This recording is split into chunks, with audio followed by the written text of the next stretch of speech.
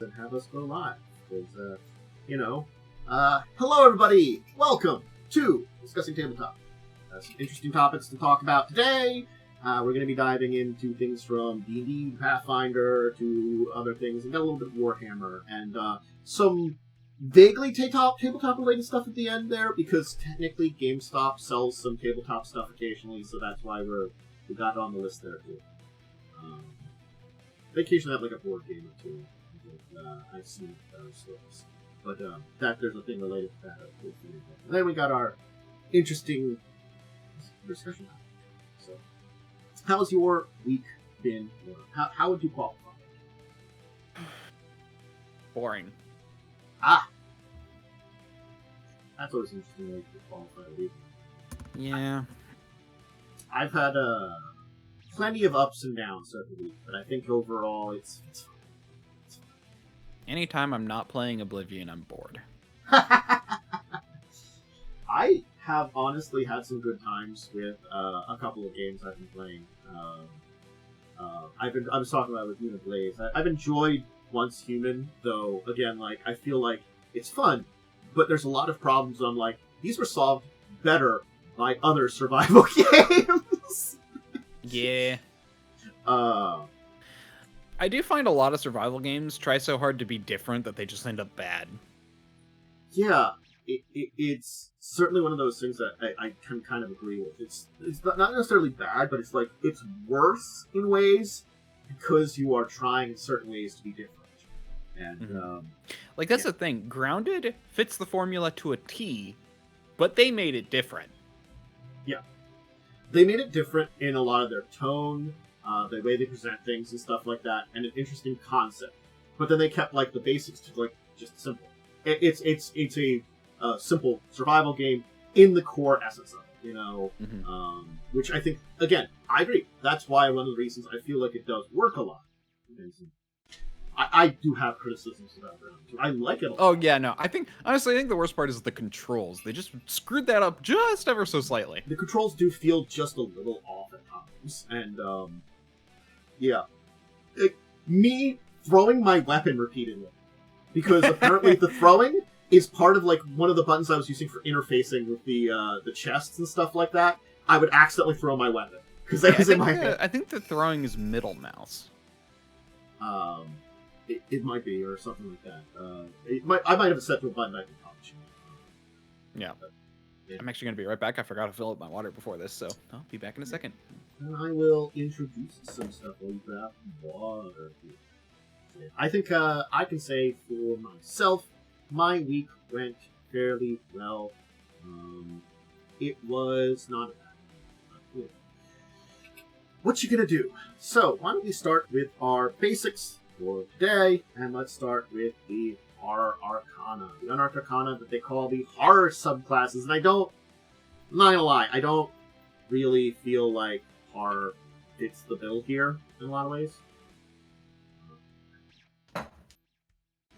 That's the wrong one I wanted to link to. That's the PDF, which it might not load up for you. There's the website. I feel like these kind of feel horror-y, but they don't really. It's interesting because of some of the like older subclasses coming back with a couple kind of feeling new ones. So, it's interesting. Like College of Spirits, Grave Domain, Undead Patron, and Hexblade are all like older. Oh, and Shadow Sorcerer were all older subclasses came back, and the new ones are the Reanimator for Artificer and Hollow Warden for Ranger. So, I'll just kind of go over them briefly. What do you can say? Nah. Oh, I was just gonna say these aren't horror. This is spooky. Slightly in the Halloween spirit. Yeah. Has some relation to undead creatures. That kind of stuff. I'm very surprised they did not put Necromancer on here. True. For Wizard. Yeah. We'll go over some brief updates on some of these. And like the new ones. The Reanimator is kind of neat. I guess it's like you get a Frankenstein monster kind of thing. And, you're spare the dying, heal someone too, rather than just keeping them alive. So the reanimation companion is immune to lightning, but also absorbs lightning. Does that mean its absorption takes place before the immunity, or does the immunity take place before the lightning? That's not specified. It's not, but it's implied that it has to. I do agree that I think it's implied, but it is like a weird thing to like have. But you get lightning bolt, meaning you can lightning bolt through your companion to your enemies, so that's kind of fun. It's fun. Yeah. So that's neat. You get like a little bit of a Frankenstein monster and a couple of extra abilities. And it only has a charisma, and it only has a charisma of 6. I thought it'd be lower. Yeah, I know. God, I like how you can make your improved reanimation moist. You can make it moist. Oh. Gets a swim speed because it's moist, but I just like it. That's a silly kind of like idea. But, and I guess you can also eventually like cost raising abilities for less materials and stuff like that. So there's neat abilities there. College of Spirits is a redone bard. They get some ability to alter their guardian spirits, which is already there. Again, this is a redo.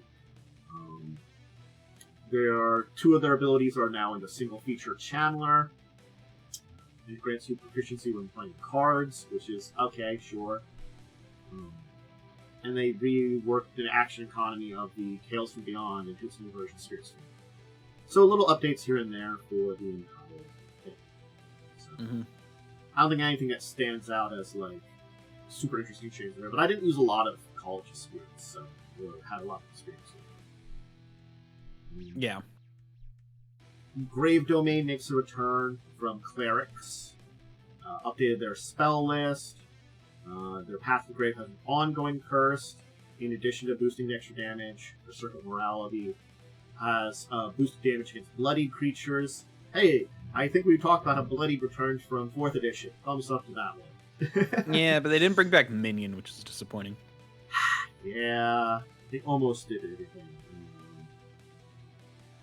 And their Divine Reaper, which they can use one of their other benefits to boost their necromancy and stuff. So they got some updates there that seem interesting.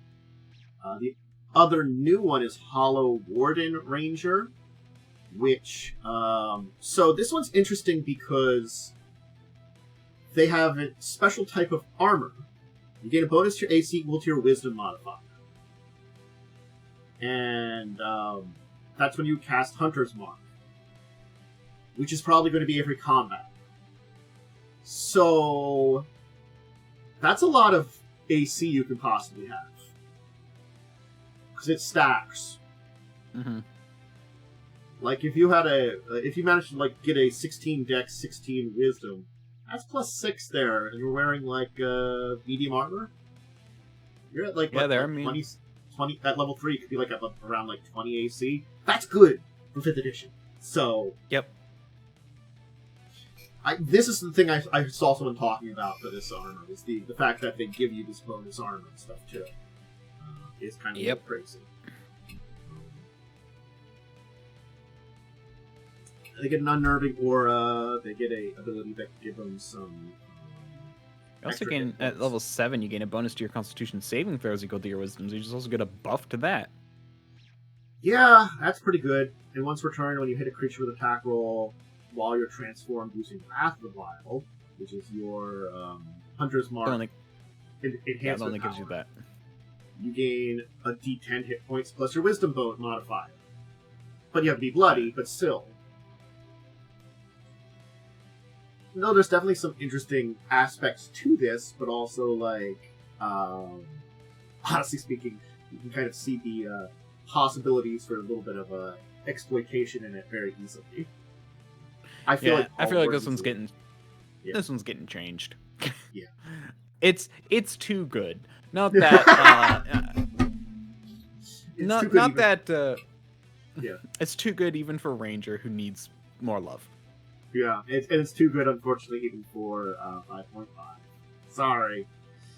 I don't know a lot about the Phantom Rogue. Their Whales to the Graves now linked to their Dex modifier. I'm guessing that's more uses of it. Mm-hmm. Yeah, when you sneak attack on your turn, you expend a soul trinket and immediately use Whales of the Grave without expending a spell slot. Mm-hmm. Whales of the Grave, you sneak attack damage creature your turn, you can target a second creature. 30 feet. Oh, that's cool. Yeah. Or off the number of sneak attack die. They can speak with dead now. I mean, it thematically fits, and that can be useful, but it is a very utility spell.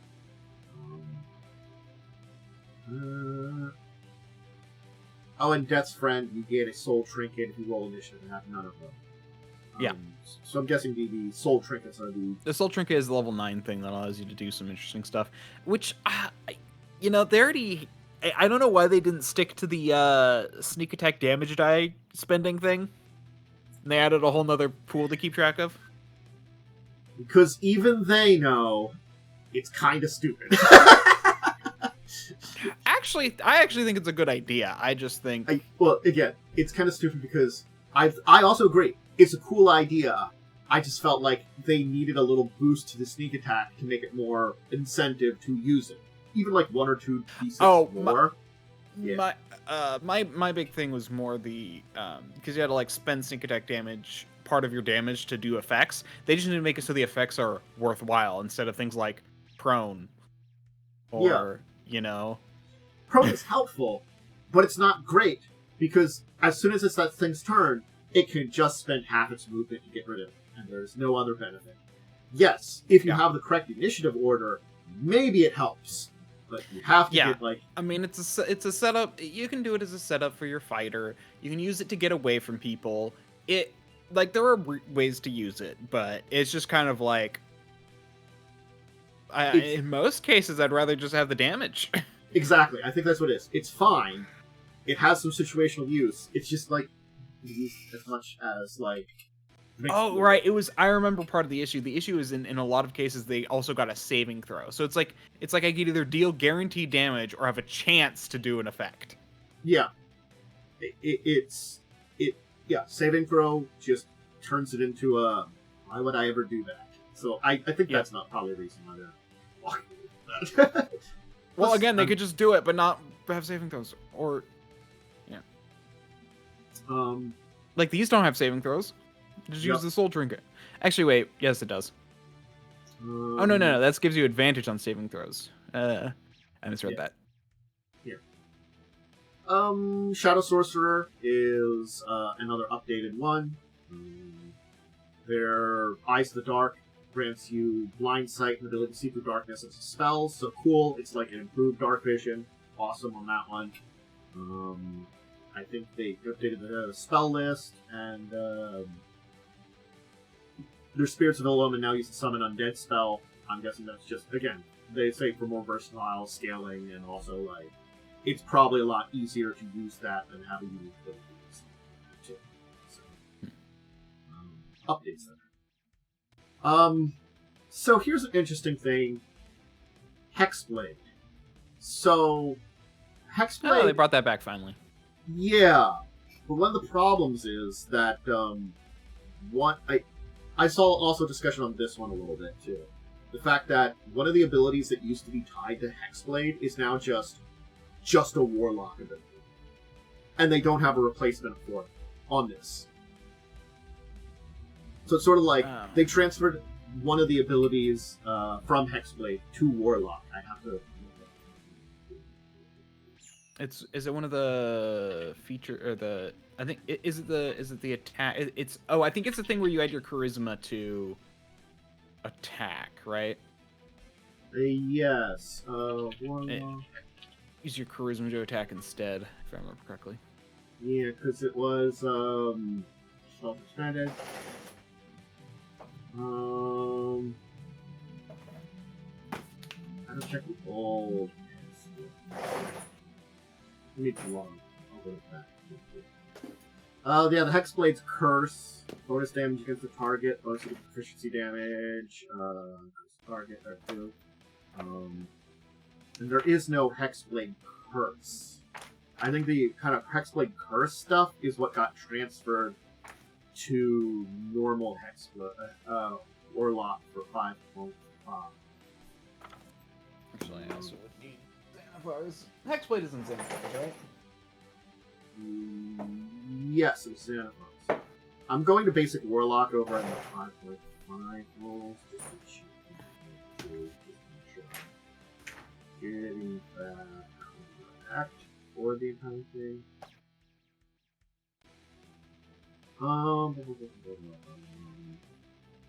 Focus, interest.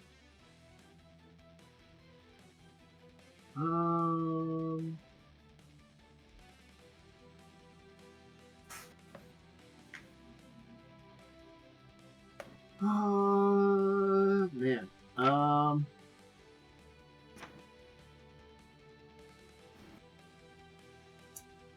Let's see here. Invocations.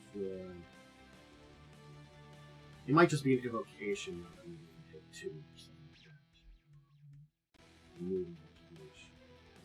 Yeah, Hex Warrior had the you can use your charisma to attack, your charisma or wisdom to attack, and I think they made that just an invocation. Yeah. So it's something anybody can take now rather than just a Hexblade. Right? So they pulled something that was off of Hexblade that was unique to it, made it that any Warlock could have it, and they didn't replace it with anything. You get the extra hexes still from like Big Curse, but like, let's see here. They get a save, or they can't make attacks of opportunity, and their speed is halved. Oh man, they get a save, or they take it if they get hit on the next attack, they take extra necrotic damage. They don't. Here's the thing about that one: they still get a save versus that.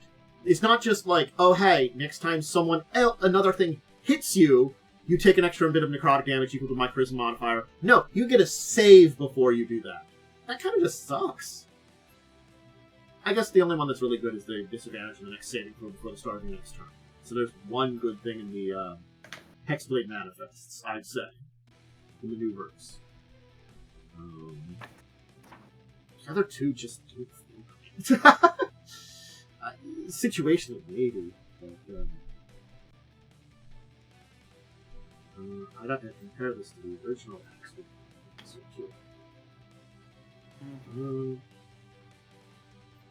These are a lot of new abilities, though. It looks like it looks like it's been like reworked pretty heavily.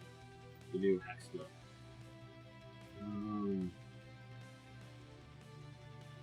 Allow you to cast Hex number of times, allow you to spell slot, grants you a number of unique abilities to interact with your cursed target. You have lifesteal, a new feature. Yeah, the attack and damage thing used to be a Hexblade. The charisma to attack and damage used to be a Hexblade feature, and now it is an invocation. In fact, it's part of the Hexblade invocation, or the Pact of the Blade invocation. Yeah. Sorry, so Pact of the Blade. I mean, the fact that you get Hex a number of times per day is actually nice. It's just some extra casts of Hex. That is a good thing. I will agree on that one. Again, as I looked over the extra manifests that you can do when you have something hexed, and like the only one really is the disadvantage on saving on its next saving throw is pretty good. The other ones, they both are saving throws, and like saving throw for a little extra damage or saving throw to. But it's literally every time you hit. Once per turn. Yeah. Well, yeah. Every time. Once per turn. Hex should just be on them, because Hex I don't think is concentration. Or is it? Ooh. I don't know if Hex is. Let me look in this version.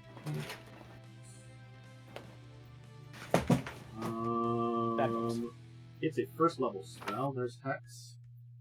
It is concentration. Okay. But still, Up to an hour. Even so, it's if you kill someone, then you can move it to someone else, so it stays in effect. It's good, but yeah. Like the casting Hex is I feel like the good thing here. Like, again, But and it's part of the ability, so that's why it doesn't bother me, because it's just an additional part of the ability. Well, I know it's like it's an extra ability that you can do once per turn that you have as an effect, but I feel like two of the three are just kind of weak, and like it's kind of like how we talked about with Rogue, and you don't really give up the D6s because none of them are really good. I look at those and I really see one of them that I'm like, that's good. I would use that every time. The other two, like, again, they get a Constitution saving throw, and then if they fail it, their speed or their opportunity attacks is half. It's not just an automatic thing. They get a saving throw, and then the next attack that hits them, they take your charisma modifier of necrotic damage, which is what, honestly, 3 or 4. What's annoying about this is that they tied the Hexblade to the spell Hex. Do you want to know where that? Do you want to know what else they did that people disliked? Tying Hunter's Mark to Ranger. You're right. It as really egregious, but it's very similar. Yeah. Life Stealer, when the 6th level, when they drop 0 with you having a Hex, you gain some hit points. That's fine. And once per turn, when you make an attack roll against a target cursed by your Hex and miss, you can do necrotic damage. You can charisma modifier. But it suffers the exact same problem now that Hunter does. Is that if you don't have Hex, if Hex isn't your concentration spell that you're currently concentrating on, too bad. Yeah. I think it's like, I'm not going to say this is bad, but this is it feels far worse than the previous Hexblade. You know, is that a good thing? Hexblade was like the go-to Warlock ability. I think. Well, that's just because of it was the melee Warlock, and which actually buffed Warlock because it had so few spell slots, which is why people liked it. The issue was actually with Warlock more than Hexblade. I agree, and I feel like as soon as they untied the melee portion of it just to any Warlock, I think then you improved things greatly because that was a great part of Hexblade. But then, of course, like, you don't really need to nerf Hexblade anymore. It's not being nerfed. It's just they're making the same mistake that they did with Ranger. Like, Ranger's good. It's just you can't use any other spells besides Hunter's Mark. This, it's good. You just can't use any spells besides Hex. Yeah, and I feel like, again, like, I feel like concentration spells. It could be better, you know, in a lot of ways. Like, I look at this and I feel like, as someone that might be looking to choose a Warlock subclass, this does not, like, draw me in, is what I'm trying to say. Like, having a couple times play the Warlock. Honestly, like, there were a lot of similar, like, when I'm looking at it, I'm looking at Hexblade right now. It is better.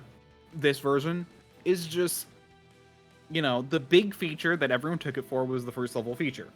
It's like, the points where I think it really gets better is high level, and that comes down to the 5e/5.5 discussion of when do you get to high level, you know. I haven't seen from any discussions of people that have tried out or have been playing the 5.5 that they've said that high level is better yet. But again, that might take time.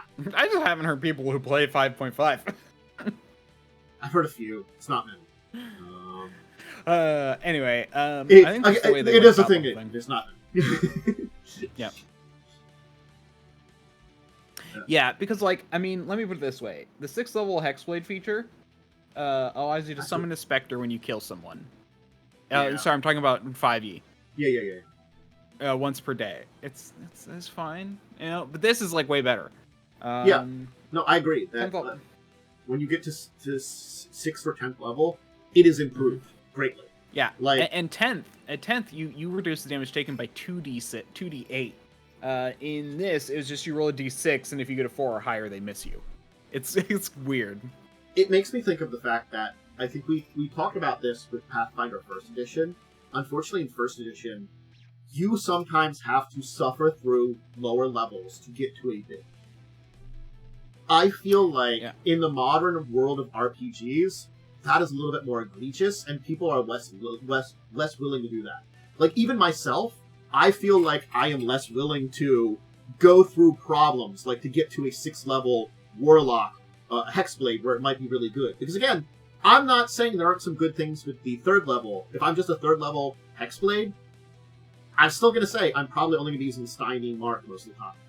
Like the Harrowing Blade, it cool. I guess it could be like, well, no one's going to make a save against this thing. I guess I'll just throw that out there and maybe it'll be a little extra damage. Because like the anti-AOPs and speed has situational use, but again, like I feel like it's Harrowing one of the reasons. Blade. Actually, I like Harrowing Blade. I prefer. There are not enough. There are not enough taunts in 5e. Yeah, but again, it's they make a save, and if they fail it, the next thing that attacks it, they get extra damage. Why can't you just have it the next time another creature attacks? It's a deterrent. That's the whole point. It's if you want to go after someone. I've been misreading it. I'm misreading it a little bit too. It is a taunt, yes. If they make an attack against a creature other than you, they take necrotic damage. Here's the thing I'm going to say. You probably don't want that as a Warlock until you're 10th level. You know what? That's actually a very good point. Until you actually have some, HP and defenses. Also, yeah. Like the Harm of Hexes, I read that. That's good. Are you trained in light armor as a Warlock? I think you're trained in light armor. Check. Proficiency in light armor. Yeah. Okay. Well, at least you have something. You at least have something. But again, like, I feel like that's an issue. Having a taunt is something that you really need, like, a tank for.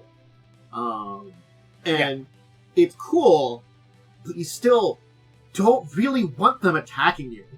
You're a Warlock. I like all of those abilities, honestly. I think they're situational, and the Drain Slash Stymieing Mark is basically the go-to. But I don't think the other two are bad.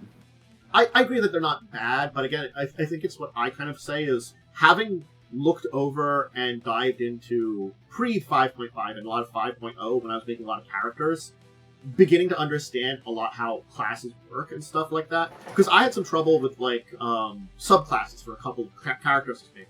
So I would look through the various subclasses and like kind of read up on them a little. And I got the feeling that like and see some people that talk about them a little bit too, like, you know. And I would always choose classes that are maybe not the best operable classes, but you could see the classes that were usually worst classes are ones that have a lot of situational powers. And you know, I feel like the Draining Slash is very situational when it can be very important. And I think like that is like, I'm like, I don't like that being at 3rd level, you know. Again, I would have liked it not to have save or something. Well, again, like that. Draining Slash is a disengage ability. Yeah. Well, again, it's make a save, and you can only do it once per turn. I don't like it being tied to saves, I think, is what it is. I just, my thought is, you're never going to have guaranteed stuff. Like, I dislike when you have to spend resources. See, that's the thing. You can do it every turn. True. Like, yeah, you only get one chance per turn. But that's why I dislike the it's better sneak than the attack rogue one. Yeah. You have to spend a resource to get a chance at something. Yeah, I can see Now, that. spell slots are kind of the same, but that's built into the whole thing. Yeah. And generally, they're area of effect. Things that have saves are area of effects. True. Or and even then they're half damage. You know. I think the thing I could say is like maybe I would have liked the extra damage not to be like tied to a modifier. Maybe it should have been like it does like hex damage again or something like that. I mean, I guess again it's a taunt, and I'm on the mixed opinion of like honestly Warlock that would I actually like the. I mean, again, I think it depends on your build, because you can literally just take a feat to get medium armor and then another feat to get heavy. Yeah, you could. But if you're building into a tank Warlock, it's not bad. I think again then it comes down to building into a build, and I think that's something that like at least 5.0, 5.5 feels like that's not really something you want to necessarily do as much. Honestly, I think that's what I really like about Pathfinder 2e, is that it's a bunch of choices. You can build yourself the way you want. I also like Pathfinder 2e because I feel like it still has building into a build, but you don't have to suffer through having problems until you get there.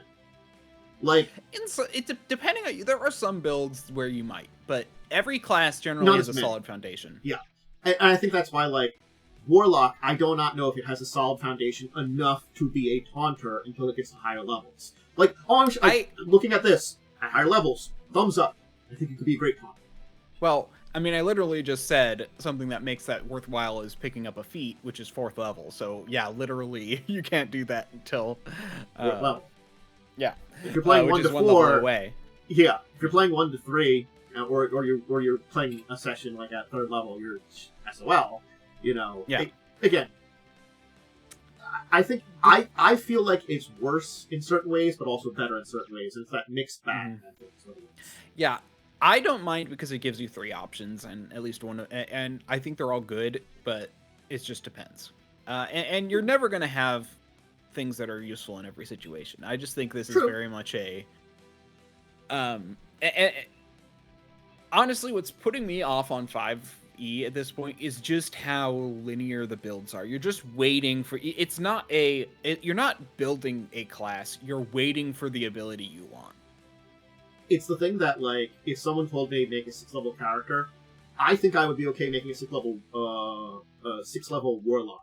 Because the Life Stealer feels great enough to start balancing out some of those issues that I see at lower level with the Hexblade build. You know? Yep. I see that point in time when builds and the way you want to play this is starting to, like, you know, pop off. Yeah. And that's the problem with 5e, that a reason I'm kind of honestly disliking it more and more, especially as I've been getting into Pathfinder 2e, is that it's just a stack of blocks that you're just stacking on top of each other. Whereas, like, Pathfinder 2e, you're building a structure. Yeah. You know, it's just like, yeah, of course, you get that at 6th level. It's more balanced around 6th level. Yeah. So, what you know, it's like, It's definitely a thing that I feel like was in older editions and stuff too, because this is something that was definitely 3.0, 3.5, and Pathfinder. There is that building and stacking on. Granted, there were still issues back in those days, but this concept of building and stacking upon things and allowing you to have these options to build stuff is something that was built up in those older days, and I feel like it's kind of been forgotten a little bit now. But in the older days, even through 4e, choices were a lot more important. You chose... True. You had a few abilities and you chose them. 3.5, you got feats that you chose. Yeah, I think that's the thing too, is like, even thinking about 4th edition, I made a really weird build for our large 4th edition campaign that worked. It was a mix. Normally they don't work for mixed stat bonus because we really want to focus on one. I was a mixed stat Warlock, but I did the multi-class feats into Sorcerer, and took sorcerer abilities where the save mattered less. And I was able to balance those out with my warlock abilities, which were primary stat was intelligence, and it was a really cool build. I even took my subclass, or my, like, 10th level class, I took a sorcerer one. I took, like, a frost sorcerer, because it was better than all my choices as a warlock, because of the build I made, and it was cool I could do that, and I worked well! And it worked well in playing the game. And I'm thinking that's the kind of thing you can build into, and it still worked at low levels because I was still just doing normal warlock shit. And it was fun to play. Yeah, you get a lot of basic... Like, that's what I'm talking about. Before 5th edition, it was more about the building blocks. Now, it's like, each class, especially in 5.5, I feel like it was a bit looser in 4e, or in 5e. But 5.5, I feel like they lock you down a lot more into how you're supposed to play a class. Yeah. Yeah, it's just there's some issues that I think that the more I look at these things, the more I'm seeing them. And, like, yeah, there are certain subclasses in here which feels like they work. And they skirt around some of these issues. And I feel like that's the kind of thing I think it's because a bunch of these are from other sources, and they're just updating them a little bit. It's sort of like the unfortunate thing of, like, Hexblade, because they've moved something from it and put it into the base class. They had to alter it. And the fact that the rest of its abilities were actually kind of trash. Because I know. was looking at I was looking the rest of Hexblade is actually the original Hexblade is pretty trash. The only good ability was the fact that you can add charisma to attack and damage. Yeah, it was the level dip ability. It was the level dip. You know, you really get like a first level of it, call it day, kind of. Yep. Bard, you then dip into Hexblade and bam. Yeah. No, it makes sense a lot. So. Yeah. I guess then we can kind of chat about the last one here for a second. The we went way off the rails on that one. I think it was a good one to talk about with that because it is one of those ones that kind of I feel like exemplifies. Well, a lot of these have some of these issues. The Hexblade one feels like it exemplifies a lot of the issues that are with it too. I don't think it's as problematic. I just think it shows them off. It shows off the issues, not necessarily it's bad, but you can see them on the that I think that's a good way of putting it. It shows off the issues with a lot of 5.5, even though I think it's actually a very good subclass. Yeah, I agree. Again, it's one of those things that, like, if someone told me 6-level campaign, I would not be against considering that for a warlock character. You know, earlier levels than that.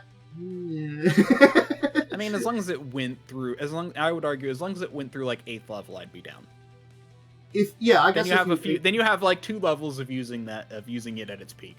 Yeah, like 6 levels when it really hits its stride, and it's I feel like that's the unfortunate thing is like the other classes had a little bit stride earlier, you know. Yep. But so yeah, you get an undead form. You get the spells of the undead form's the same as it was, so that's not really updated. The spell list got a little bit of updated. Allowing your spells and attacks to more resistance to necrotic damage, which is pretty cool for your undead spells. Neat bonus there. Let's see here. The Brave Touch allows you to avoid resistance. The necrotic husk no longer requires a reaction to use its feature. So I like that because you no longer have to use a reaction to get resistance to necrotic damage. Man. I can see why maybe people didn't play this before. Not gonna lie. And they got a better high level.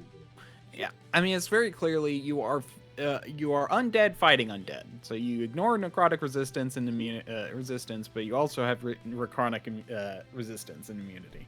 Yeah. No, I think that one's just a solid improvement on the undead patron. I think that's what it is like a lot of these are just slightly updated versions of their older stuff, which is good.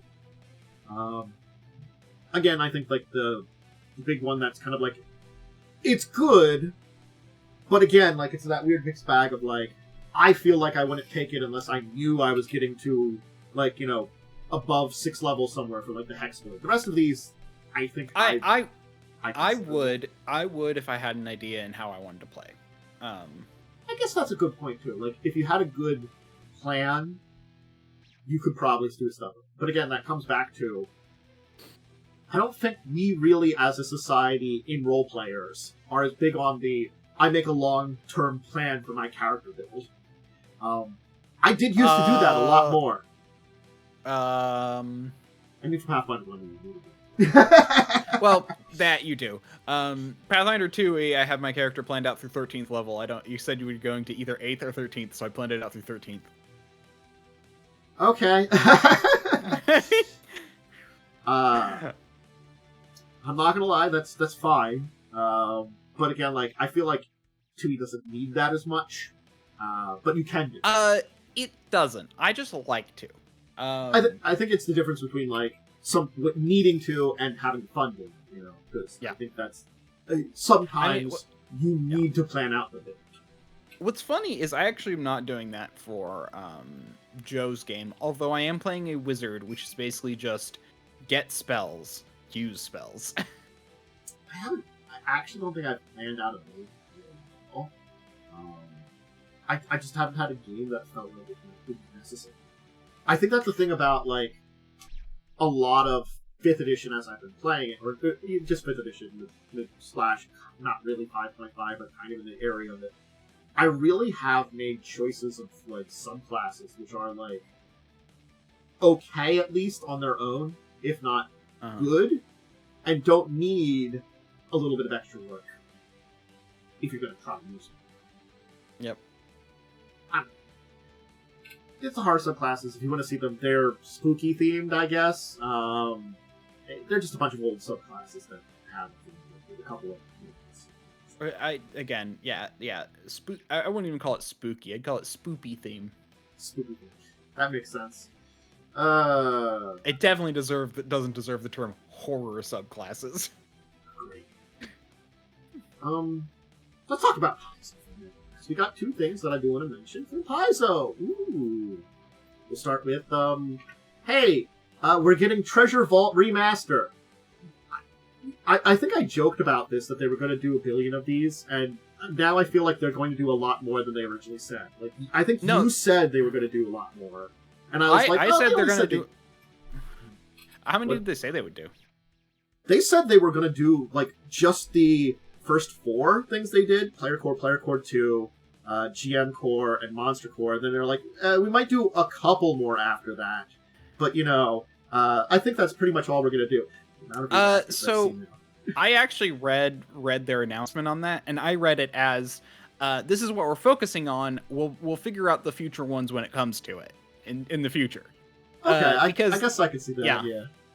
Yeah, because I remember reading that same announcement, and it was just it's more like, so I'm like, they might get I didn't read it as a might. It's like, we'll get to it in time. It's just this is what we want to do now.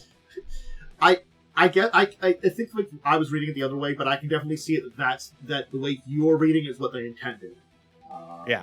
So because I can see that. Yeah, because from what I can tell, they're just trying to get away from the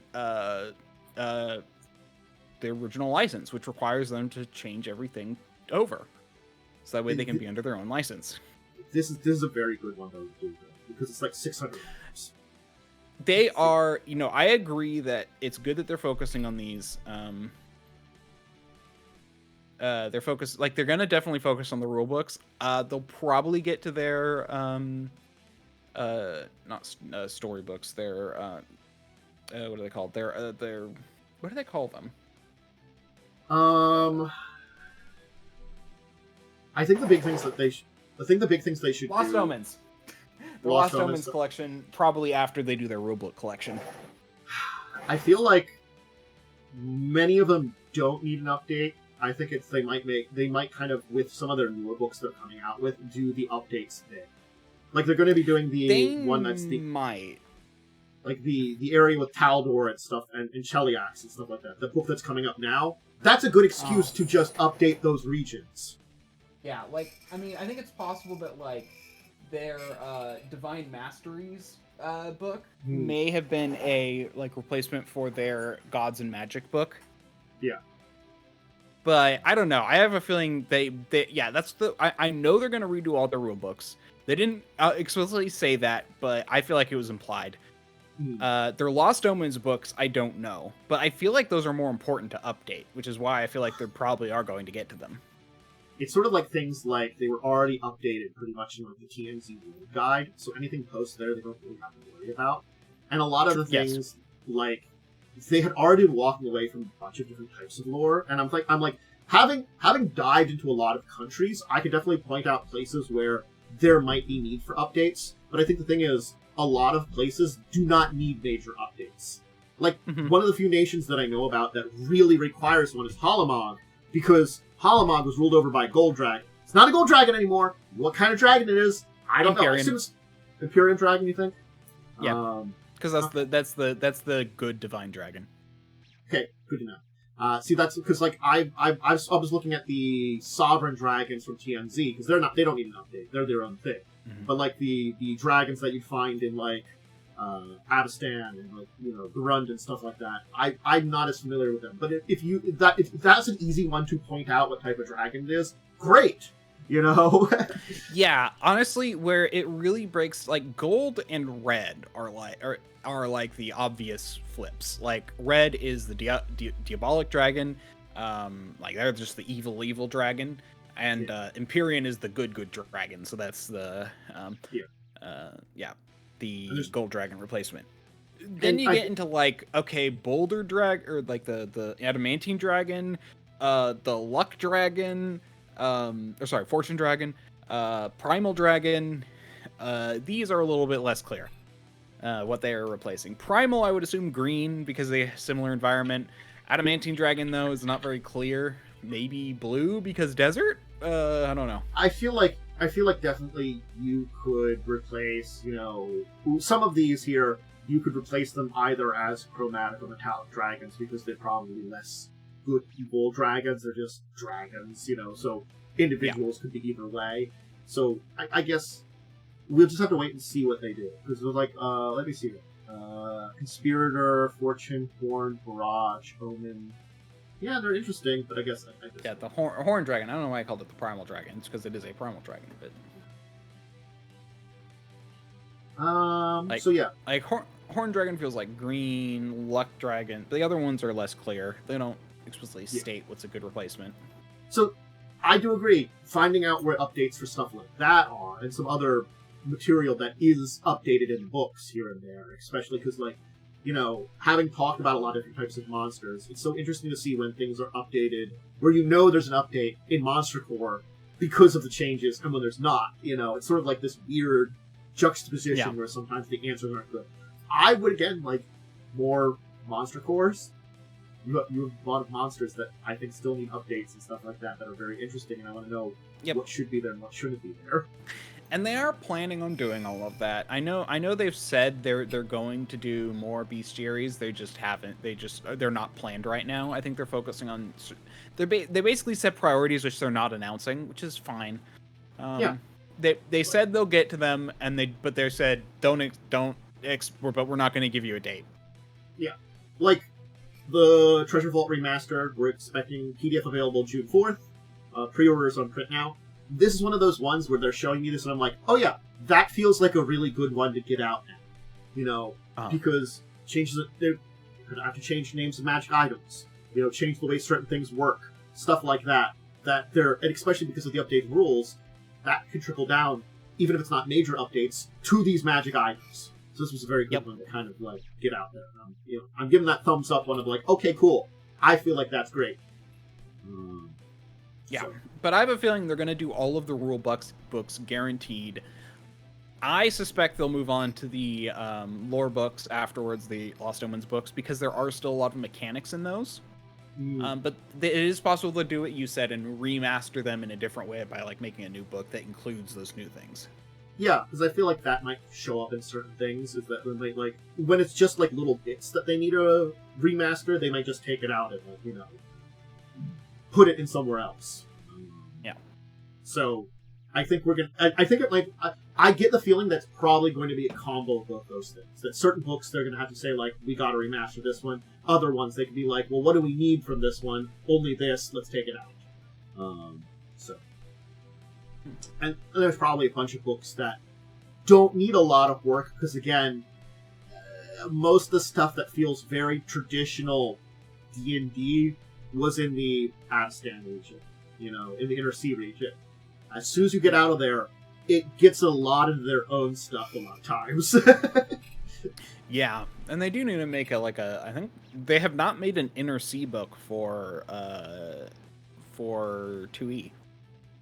Yeah, they made the World Guide, which goes over a lot of the Inner Sea region, but they have the Inner Sea region book. What do they even call it now? They are doing that new book for the region that's coming out later this year. I don't remember what it's called. Arcadia? The Inner Sea region. Varizia? upcoming book, Haldor, Shining Kingdoms. Okay. Shining Kingdoms book. Let me look that up. Shining Kingdoms. Let's see if I can find it. There it is. Yeah, the Shining Kingdoms book, which deals with Andoran, Taldor, Duma, Andoran, Haldor, Galt, Kyonin, and the Five Kings Mountain. So that general area there. Again, the Lost Omens World Guide did a little bit of like saying what's going on in these areas, because I gotta be wrong. Taldor went through some shit because there was an entire adventure path about like getting them having a queen instead of a king, you know, because they used to be like very male oriented, and they finally got like a queen in charge, and like, you know, the old empire is actually like, you know, like getting off its stagnant ass. So that's kind of interesting, like, what was going on there. Mm-hmm. You know, breath of fresh air. An old stagnant empire. It's an interesting adventure. It's one of those ones I did read up on but never ran. But yeah, so like there's cool. By the way, in am I there. the only one who's annoyed that there's Galt and Geb, and you get confused between the two? More in name. I can see that. I've done enough with Geb, and for me, I hate that Geb's rival is Nex, because Geb and Nex, and they're like 3-letter words next to each other. That's what Both I with hate. an E. Yeah.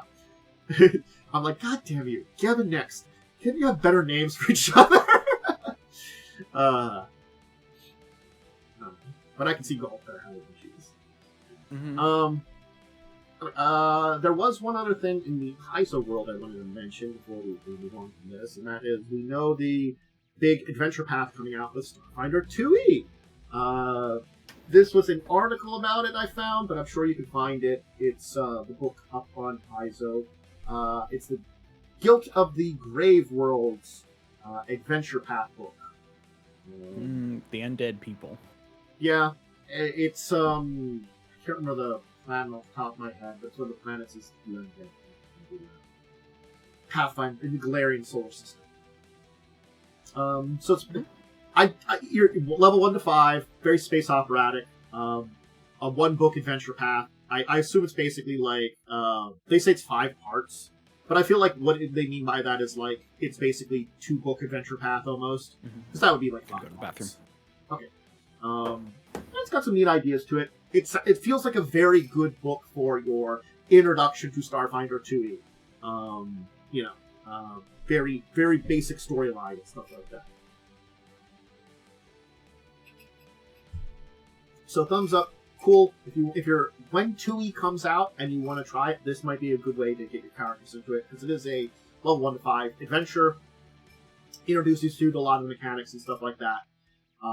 Outside of starter kind of things, this feels like the intro adventure to the entire series of things. So I kind of would recommend, like, you know, this might be the way to check it out if you want to do an actual full adventure / campaign. 128 pages is a decent-sized little adventure campaign, you know, somewhere in the middle between that. So definitely could. I feel like this is the one I could. I'll throw my thumbs up behind. So I was just saying that outside of beginner, an adventure like this, levels 1 to 5, that's right at the beginning, is probably a great way to dive into Pathfinder 2. Yep. 128 pages is a solid adventure. Not quite like a full, like, super campaign, but it'll definitely give you enough to understand the systems and dive in. Agreed. Okay. So there's an interesting situation that's apparently come up in a lot of ways that we're going to talk about with Goodmann games. And this is a complex situation that I will give 2 articles about, and I will start because I did read up. I didn't go fully into these articles, but I got a big idea about what these articles. So what had happened was the Judges Guild was a group that did an old RPG, or had control of an old RPG. City State, I think it is here. I'll give it this here. And what had happened was, the current owner of it back in 2020 went on a really horrible anti-Semitic and racist tirade.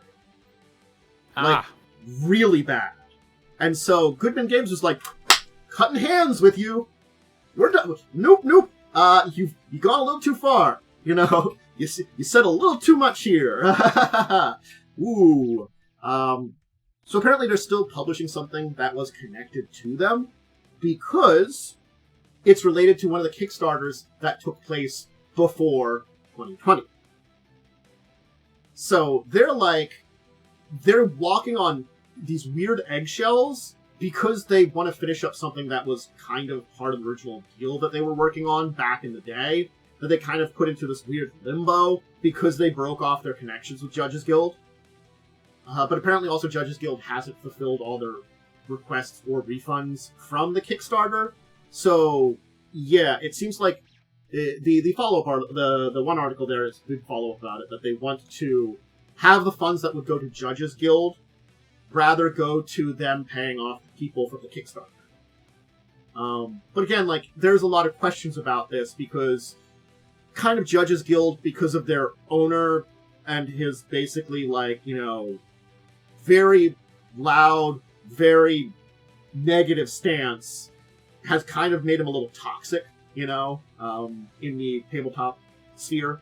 At least for your average comic. You know. People don't like bigoted, you know, horrible, phobic, racist tirades, you know? I'm just saying. Just don't do that. Don't say those things. Don't be that way. Be understanding of people. Thank you. Or if you are to keep those things to yourself, you can't get rid of them. I wouldn't like you to. I like you to be, you know, understanding each other. Anyway, that's my little TED talk on that subject. So. Yeah, I mean, I think there are. I have to be careful how I word this because I don't want to sound bad, but like, there are degrees of opinion about things. Yes. And it sounds like this guy was on the far end of the far end. Yes. Being very hateful towards individuals is a lot easier because, honestly, they're individuals. Larger groups of people, it comes down to, don't be hateful. You can be not for someone. I'm not going to say that. I'm just going to say as a whole. You cannot be for someone. You cannot agree with someone. You can be of a different spectrum from someone, whether it's a nationality or something else and stuff like that, you know. But you have to be understanding that. Maybe just don't engage with them, you know. You don't have to engage with them. As soon as you say stuff about them, you are engaging with them. Maybe for whatever, maybe you're English and have ancestral hatred of French people. That's a thing. That's a thing that some probably English people still have because of the tensions between their two countries and the multiple issues that have been had over the hundreds and hundreds of years. Most of them don't yell about those kind of things, you know? Yeah. And the ones that do, people don't like. I mean, so, in Britain, it's, from what I understand, it's more good-hearted, like, jabs, you know? And again, that's also a better place to take it. It's like you can make good-hearted jabs at each other or something like that. That's a better place to take it, where you're just like, yeah, whatever, you know. You're not really engaging in, like, hateful content. Yeah, but in my opinion, I think the one thing is there's no single group of people that causes all your problems. And that's kind of where you get really bad with it. Yeah.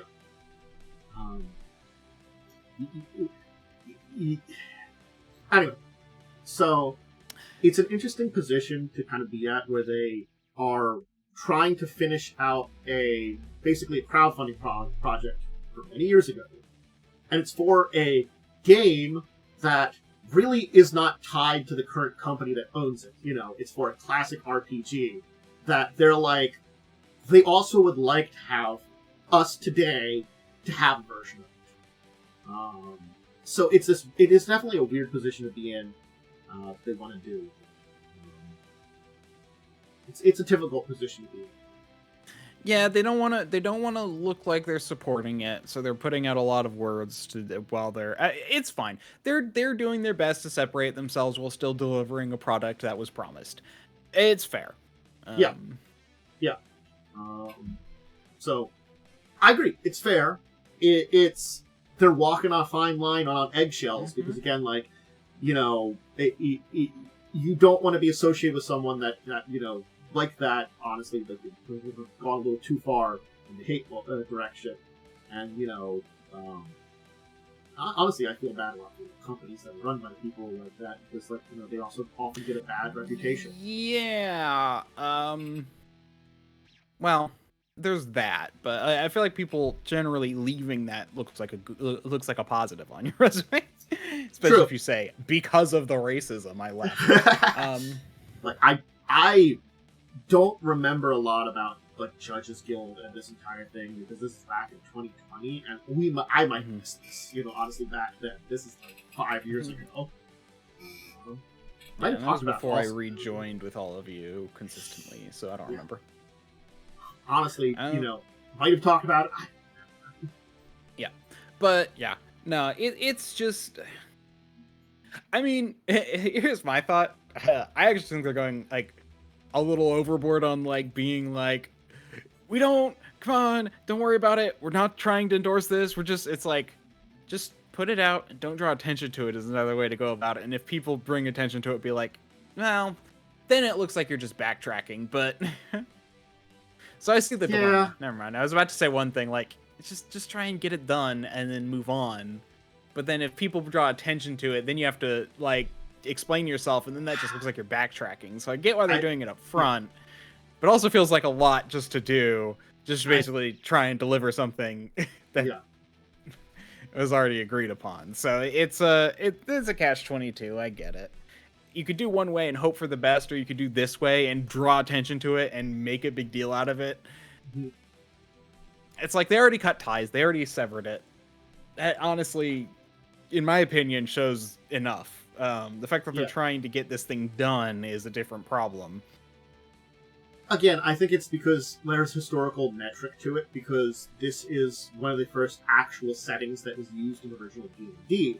The city-state of the Invincible Overlord from 1976. It was a third party, but it was a actual setting that was used with our most primal version of D&D by some people. So it does have some history with old school RPGs. And I think that's why they... So what you're saying is extreme racism and or homophobia and or gender issues and or sex... What is it? Sexism, gender... sexism, thank you. Et cetera, is built into it, is what you're telling me, because it's from classic D&D. To a degree, you're not wrong, but that's besides the point. Oh god! Making a joke and tripped over myself at the finish line, but it's fine. But yes, thanks, original editions of AD&D. You had your issues. Don't worry, we see those. We shake our heads and we're like, we theoretically went beyond all those things. Maybe, possibly, or talk about them more in an adult situation. Anyway. Yep. So yeah. Now you're just owned by a guy who cares about money over selling a good product. Yeah. So that's what we got. It's a weird situation to be in, but Goodmann Games has, for reasons that make sense, walked into this. This is definitely one of those ones that they could have just walked away and never said anything about. But I understand why they walked into this issue. It is also I don't know if I would have walked into this issue.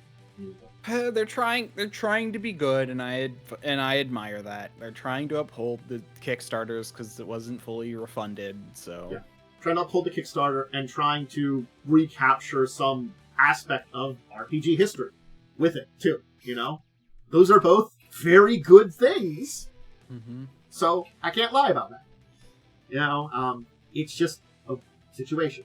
So feel free to check out the article. It's got a bunch of the statements from people and stuff like that, kind of explanations a little deeper than I went on about how they're setting everything up for it. But you can get a good idea about what's going on and understand if you would be interested in this piece of historic part of RPG history, if you'd be interested in supporting the new version of it that they're going to do. Because I guess they're going to be doing a new Kickstarter under them.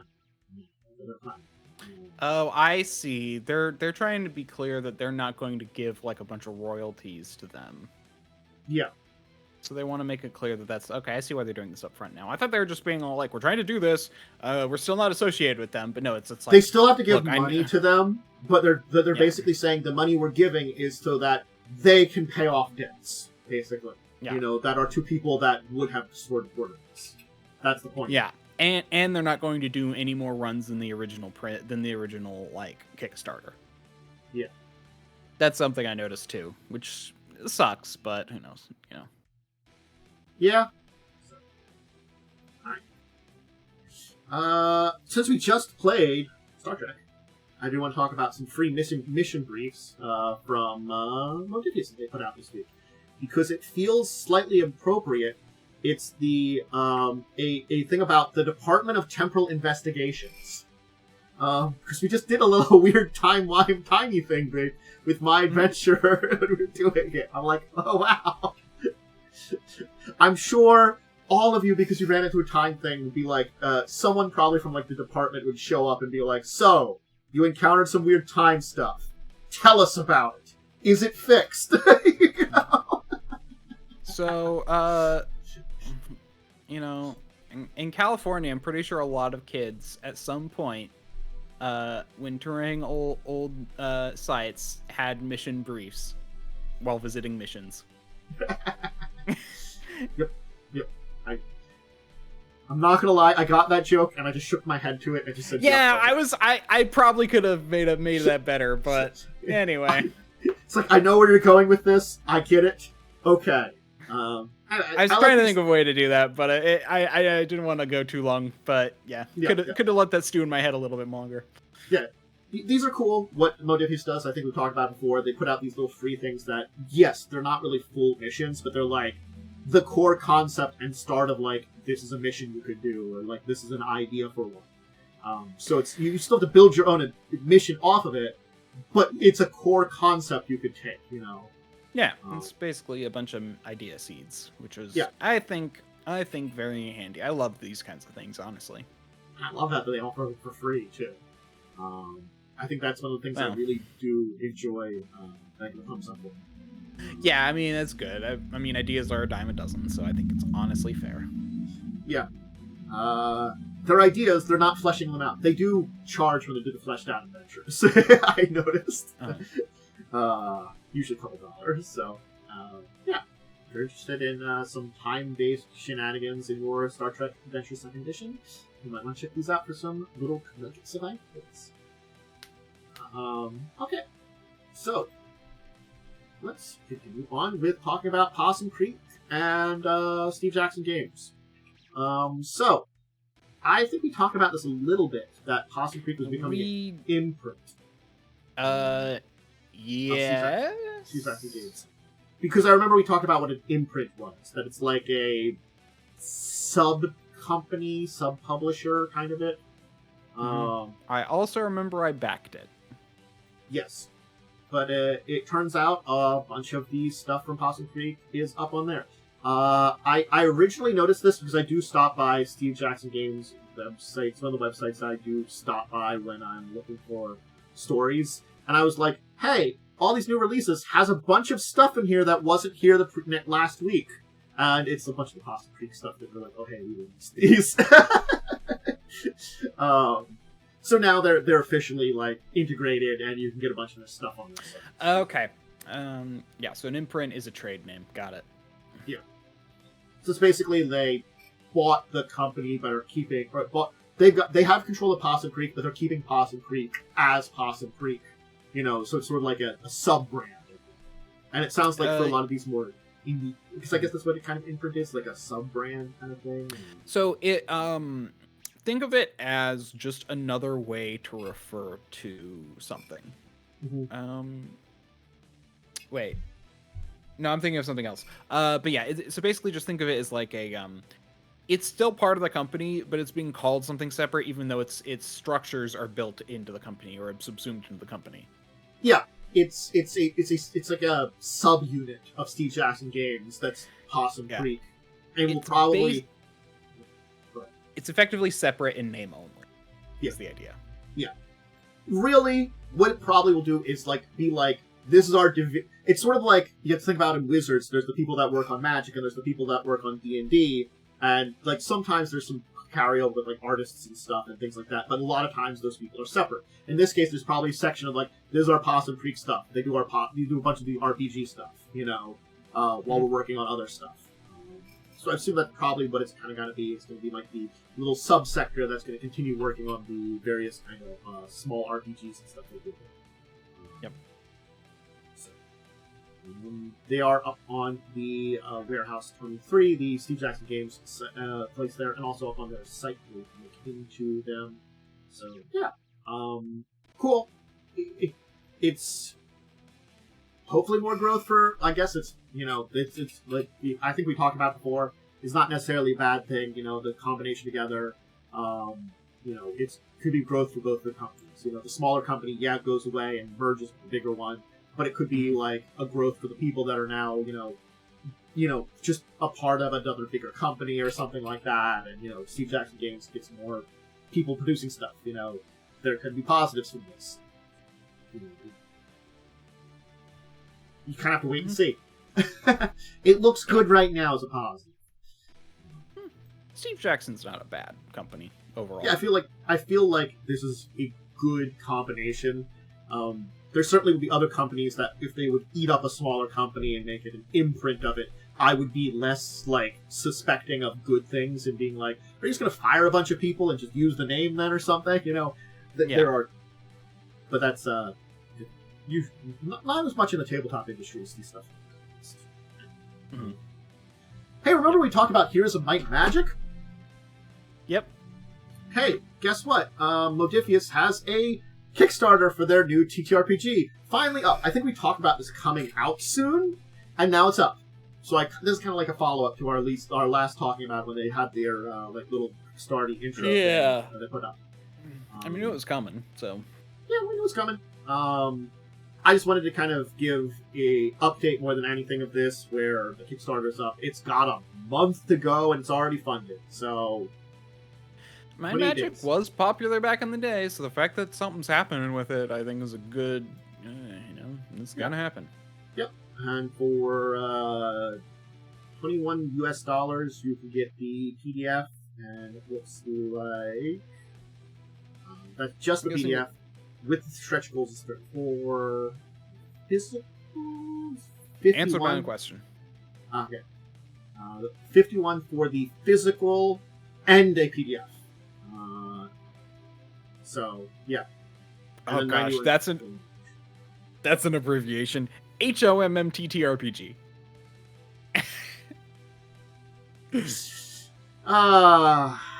Anyway, and it's going to be their 2D20 system. So I was going to ask. I'm like, do you know if it's going to be their normal thing? And yeah, it is.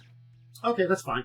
I like their 2D20 system. I think they've been developing it more and more as we've gone. They've been improving it. So, it's I guess sort of like the D20 system as we know it now has evolved pretty heavily over the years because it's had a lot of time to simmer. I feel like that's what's been happening a lot with the 2D20 system. It's been simmering and they've been finding out ways to stretch it and use it. So, cool. Yeah, it's a solid system. It's a basic probability system. Funny enough, the 2D20 system is actually not dissimilar from certain aspects of like AD&D that I've realized, where when you're rolling skill checks, like just for your skills, you actually roll a die and try and get under the attribute. Basic attribute checks. So like if you're doing a basic intelligence check, so it's kind of like this thing where it's like, oh, I could see that being built into a system where you try and do that multiple times. It's Okay, cool. All right. So there are two Warhammer-related things to mention. First one is from the Warhammer RPG, briefly, before we go into the statement that I will read off from Momo, because it's about... Because I don't know a little bit about the Horus Hearsay, I guess it is. We'll talk about that. Yeah. But first off is the Wrath and Glory expansion for the Warhammer RPG. So this is taking on a lot of stuff related to daemons and heretics. So sounds like doing a lot of Inquisition, anti-demon stuff, / having demon stats in there, things like that. Which, That's probably very useful for your 40k RPG. I guess it's got a bestiary with nukes, Chaos Space Marines, and more demons to fight, and a lot of lore. I guess this is a good place to like improve upon some of the weird spots in lore in 40k that like miniatures and their codexes doesn't always get to. Yeah. Interested in that, you check it out. There's a big book about it. And then, of course, I'm going to link this and then the website, because I do have to link to the website with the course hearsay. Yeah, Wrath and Glory, I definitely want to play the Warhammer 40k role-playing game at some point. It would be interesting to try, honestly. I definitely could see myself trying it out. Yeah, it's a D100 system, which always feel like trash, but they are technically balanced. To quote Momo, our good expert on Warhammer and stuff in many ways, I personally think Horus Hearsay stuff is a few things. Indeed, a 3rd edition with more rules cleaning up, since Horus Heresy itself is based on 7th edition 40k, and it won't be massive changes. So I'm going to pause and say, I think what it means is there are multiple rule sets for playing with, I guess, within the Heresy, rather than just normal 40k, and I assume that's in 2 editions of that, and there's a 3rd edition of playing in that time period rather than just normal 40k, since it's 30k technically. Yeah. Anyway, we are getting Heresy era Alpharia / Omegron model. I think those are twins. The Iron Warriors are getting something, and there's Hazard Stripes in the mini trailer, and Salamanders are getting something because the site mentioned an 18-sided die, and the Salamanders are the 18th Legion. Okay. There we go. See, all of that probably couldn't have helped you with. So that's a lot of interesting information about it. Were you going to say something in the middle of all that? I've seen that. No, I mean, I don't think so. My brain this entire time has been going, objection, hearsay. If you remember, if you remember that song from a while back. Oh, God. Vaguely. God. Yeah, it's one of those ones I would not have remembered until you actually said it. I'm like, oh yeah, that was a song. Yeah. Mm-hmm. Yeah, there was the song about the Amber Heard lawyer, Johnny Depp versus Amber Heard thing, and there was the lawyer who said objection hearsay to his own question, and it just became a whole meme. Yeah, I think I heard that once or twice ago. I remember the meme though more than anything. It's one of those ones that's like, oh yeah, I remember the meme. I'm like, oh yeah, that was based on that. Yep. I remember, the song is what popped into my head when I heard Horus Hearsay. So, it looks like there's, interesting stuff coming on that direction, too, so keep your eye on it if you are interested in that. And, if there's more to say, we'll pass it down from our expert Momo and these sort of things. Anyway, our final news topics is Gamestop related, because apparently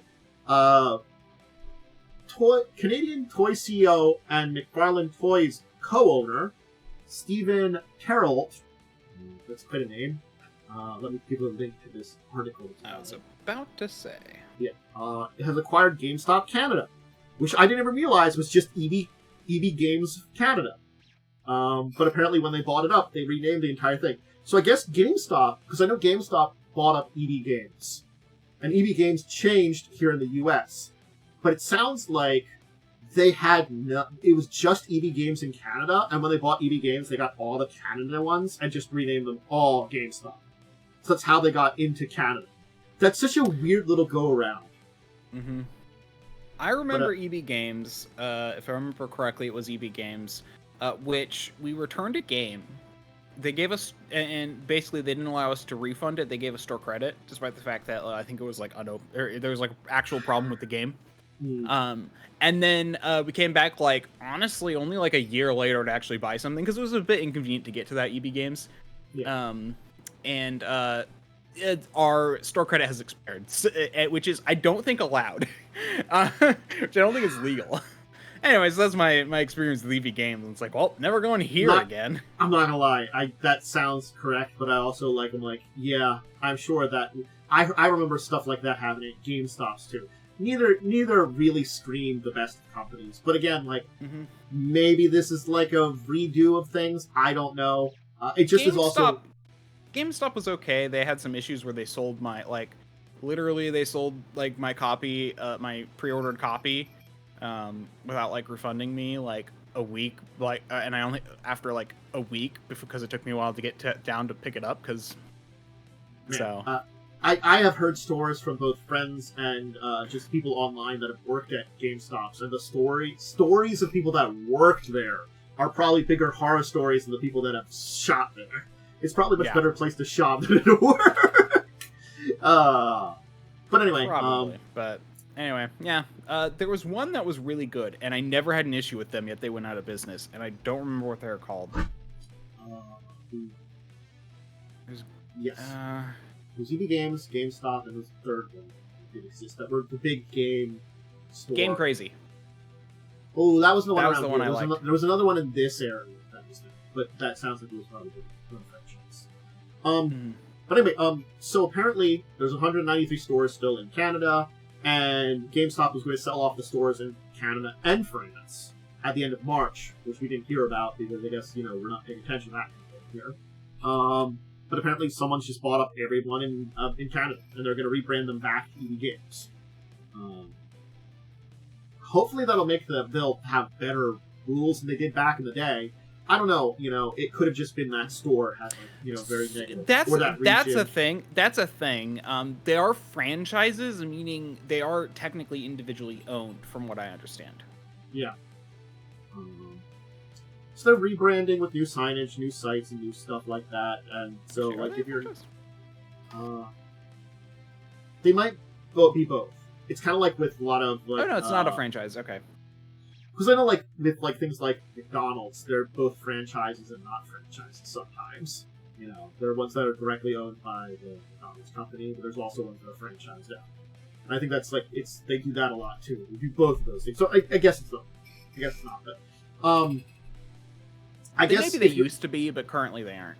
Yeah, I can see them having gone away from that just because of the shrinking that's happening in the physical gaming industry.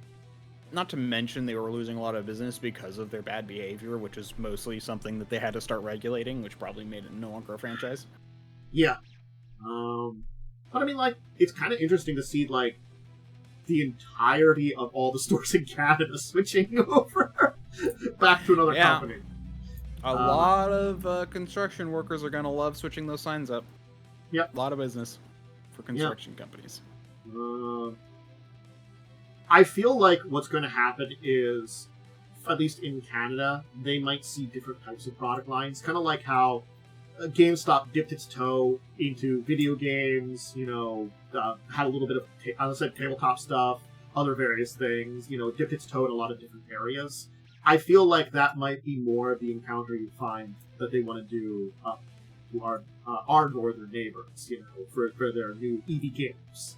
So I'm curious as to what direction they take with it. Maybe that'll be a good sign or something that'll have GameStop down here do better. I haven't been in one in years. I haven't had a need to. Maybe to make it kind of an interesting place to go visit, maybe I would have a reason to. Just saying. I wonder if that GameStop is still where it is. There was still GameStop nearby to where I was. Oh my gosh, there's so many of them. I mean, not so many, but more than I thought.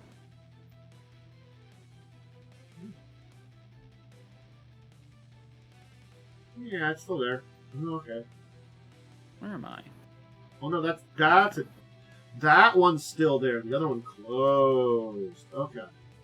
Okay, there are actually none anywhere near me. Actually, I'm looking at a map, and it's the area I'm in is just a big ghost hole for GameStops. The GameStop I could visit is across from the Applebee's location. I'm not gonna lie, chicken wonton tacos are awesome, and if I could go to half-off appetizers, I'm going to get them. God damn it. Anyway. Yeah. But it's across the street from there, so that's a kind of interesting look. Mm-hmm. It's still there. That was one of the two places, and the other one, I guess, closed. So, Yeah. The nearest one to me is in a place that I will simply refer to as Compton Light. Not as bad as Compton Light.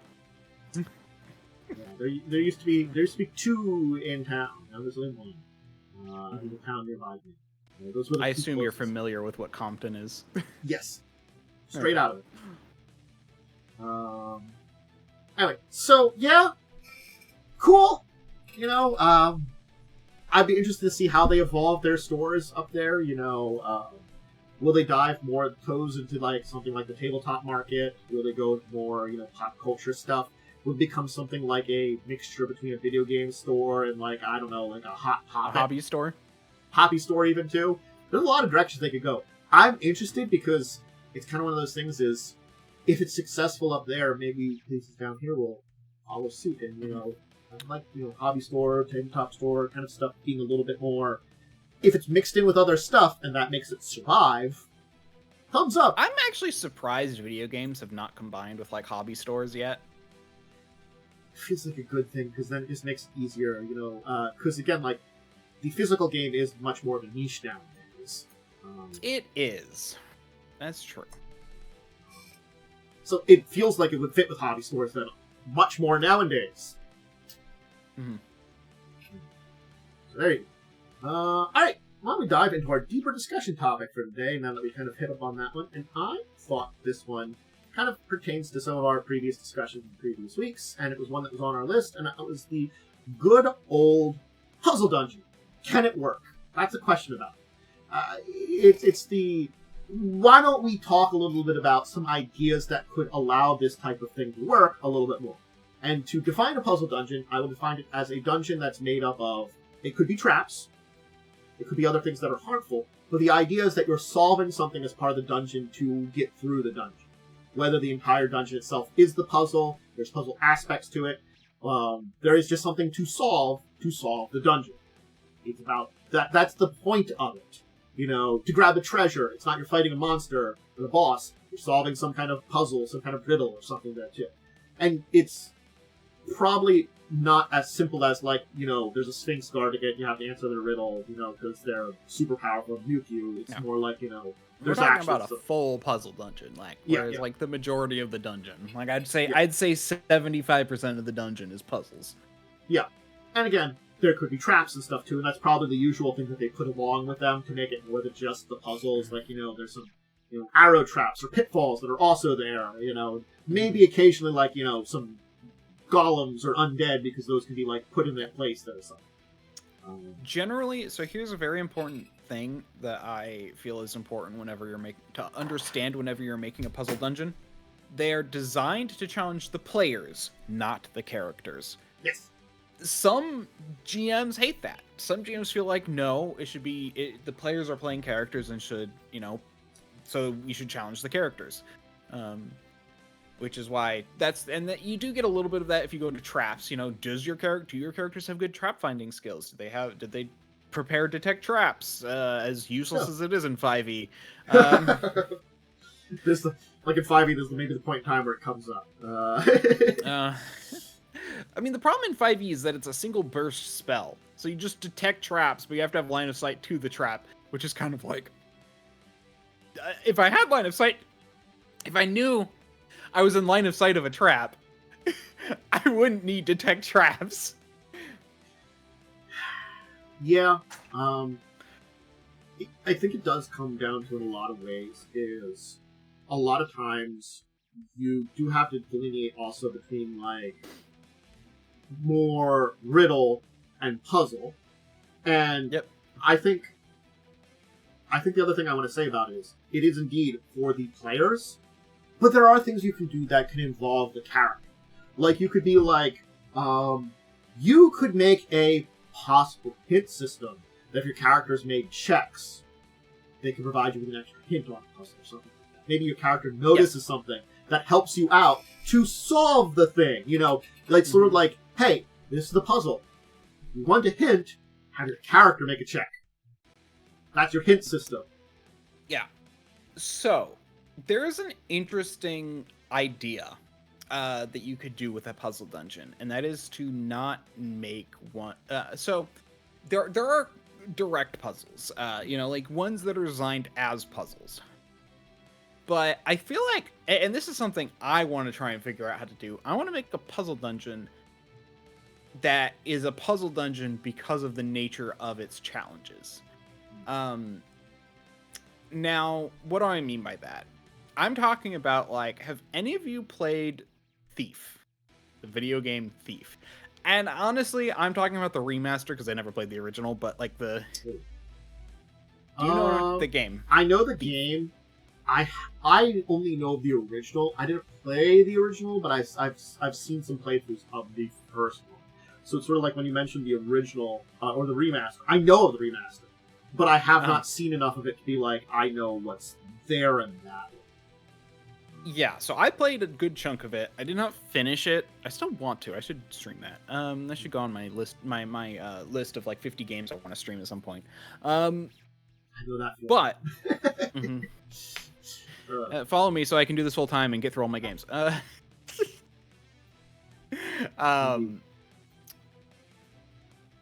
was I? Oh yeah. But the thing about Thief is there are multiple ways to go about it. Do you like every puzzle, every you have to get through this dungeon or whatever, or this labyrinth, and you need to like, there are several ways. You could sneak up to you could overhear the guard talking about a key and then go find the key and then like pickpocket the key and then move on and do it without it. You could kill the guards and find the key and pull the key out their body. You can you can simply just like find you can dig around until you find a cubby hole that allows you to get into a vent that passes by an area. Like, there's a bunch of different ways, and the whole idea is that there are a bunch of ways to go about getting around this area, and that's something I think would be interesting.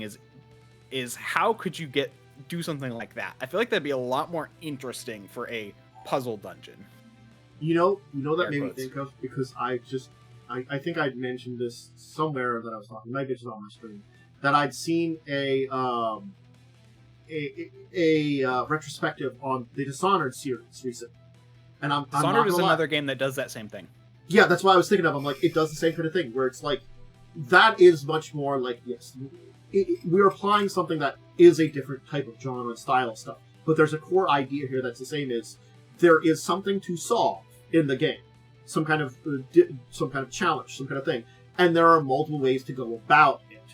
That is a very interesting idea for a puzzle dungeon. I do feel like the nature of a puzzle dungeon should allow for multiple solutions to a degree. Now, are you going to go as far as some of these games? Probably not, but there are ways that you can set up for multiple solutions to something overall, the problem that you're setting up. Mm-hmm.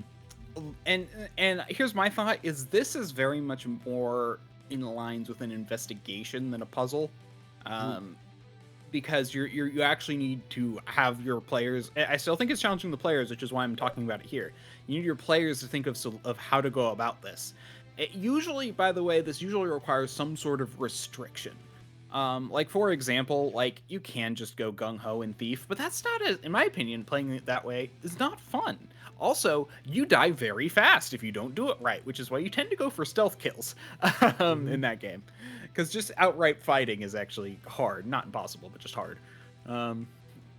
So, like, there's kind of a thing where it's like it requires planning, and it requires them to, like, actually think through things. And so it'd need a lot of guidance from the GM to help them with that. But I've considered this as an alternative to puzzle dungeons, because I'm, like, hiccuping a lot. No, I think that's a fine idea. That, like, I feel like it's why I said at the beginning that puzzle dungeons, can they work? That's why I called this, because it's like one of those things is a puzzle dungeon on its own is a challenge, because it is still, like, as you said, it really has to be solved by the players. Even if you put together some kind of hit system with their characters finding out stuff, even if you lay some breadcrumbs, it does not guarantee that players will solve the puzzle. Because people are people, and sometimes they don't see the obvious. It's sort of like, that's all of us, you know? There's a specific way to go about solving puzzles. Like, I'd probably be fine with any puzzle. Funny enough, you'll catch me on riddles more than puzzles, because as long as it's a standard puzzle, because, like, first off, I just like puzzles, so I've played a shit ton of them. But, like, you know, there are some puzzles which you could do, but again, it depends on your players. Like, have your players run into this type of puzzle before? If they haven't, you need a much easier puzzle. But if you make it too easy, then the person who has in your group run into that type of puzzle will solve it way too easily. So then you have to challenge the person who's the best of the puzzles, which usually ends up being one player. Which means usually the entire puzzle dungeon is solved by one player. Which is where I think the biggest problem with puzzle dungeons come into play. Yeah. There's also just people who don't enjoy... Like, people came to roleplay, not to solve puzzles. Which is, again, another issue. And that's where my idea of the puzzle dungeon that I've been trying to figure out how to make work would be interesting, because in theory you could do a bit of role playing with that too. Like, how do we go about it? It's not just there are more, you know. So it's a very good idea to, like, you know, add a little bit more alterations to the entire set, because again, it is definitely one of those things of, you hit the nail on the head with your average player might not be interested in a puzzle dungeon, you know, because they might not be interested in the puzzle itself. You don't know that, you know. You can probably talk with your players, you know, sort of like, ask them, like, you know, if I ever do any kind of puzzles or riddles, would you be interested in that? Or you could do things like lay breadcrumbs for it earlier and see if they talk about it, you know, like, sort of like, you know, like, oh, hey, there's this in that area you're going to, there's supposed to be this legendary dungeon that has never been solved, that seems like no monster or people being can enter it, because it's like it seems some kind of mystery that needs to be solved there, perhaps some kind of device that needs to be activated to find the treasure, you know. Granted, when they get there, they're like, oh, hey, we need the legendary treasure for X reason, you know, once they get there. But you could kind of change things around and, you know, hold off on planning if you kind of fish and see if they're interested in it as a group. You know, you can kind of address that. It does require a little bit of finagling work, but maybe that's a good way to see if you should put in the work for it. Maybe. It's still a challenge in a lot of ways, I think. It's just trying to figure out that balance sometimes in a lot of stuff. And finding out what your players like, will they be interested in it, and then, like, again, you said it too, even if you got them interested in it, even if they want to play it, maybe one person really knows what the kind of solution would be and kind of takes over for it, and the others don't, you know, and the others don't really know what's going on, and it's like, it could be difficult. Yeah. And basically, it's like, because there's basically, honestly, my personal thought is just ask them. Just be direct and basically be like, hey, is this kind of thing something that would interest you?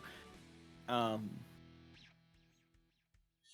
for me, I think a good example of this entire thing, too, is when we met with the Sphinx in Joe's game, who was doing riddles. I kind of checked out. I'm not a big fan of riddles. Yeah, it was mostly me and... But it was mostly me and Forever DM.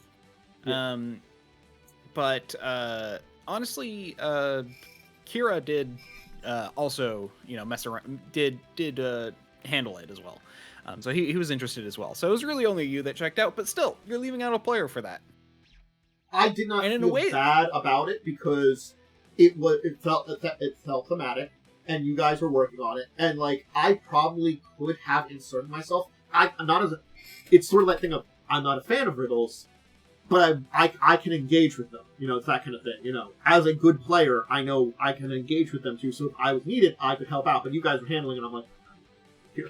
I can check out, which I was fine with at the time. You know, I was like, okay, you guys will handle it. If I need to come in there, I can be ready, but you guys will handle it. Mm-hmm. It sounded like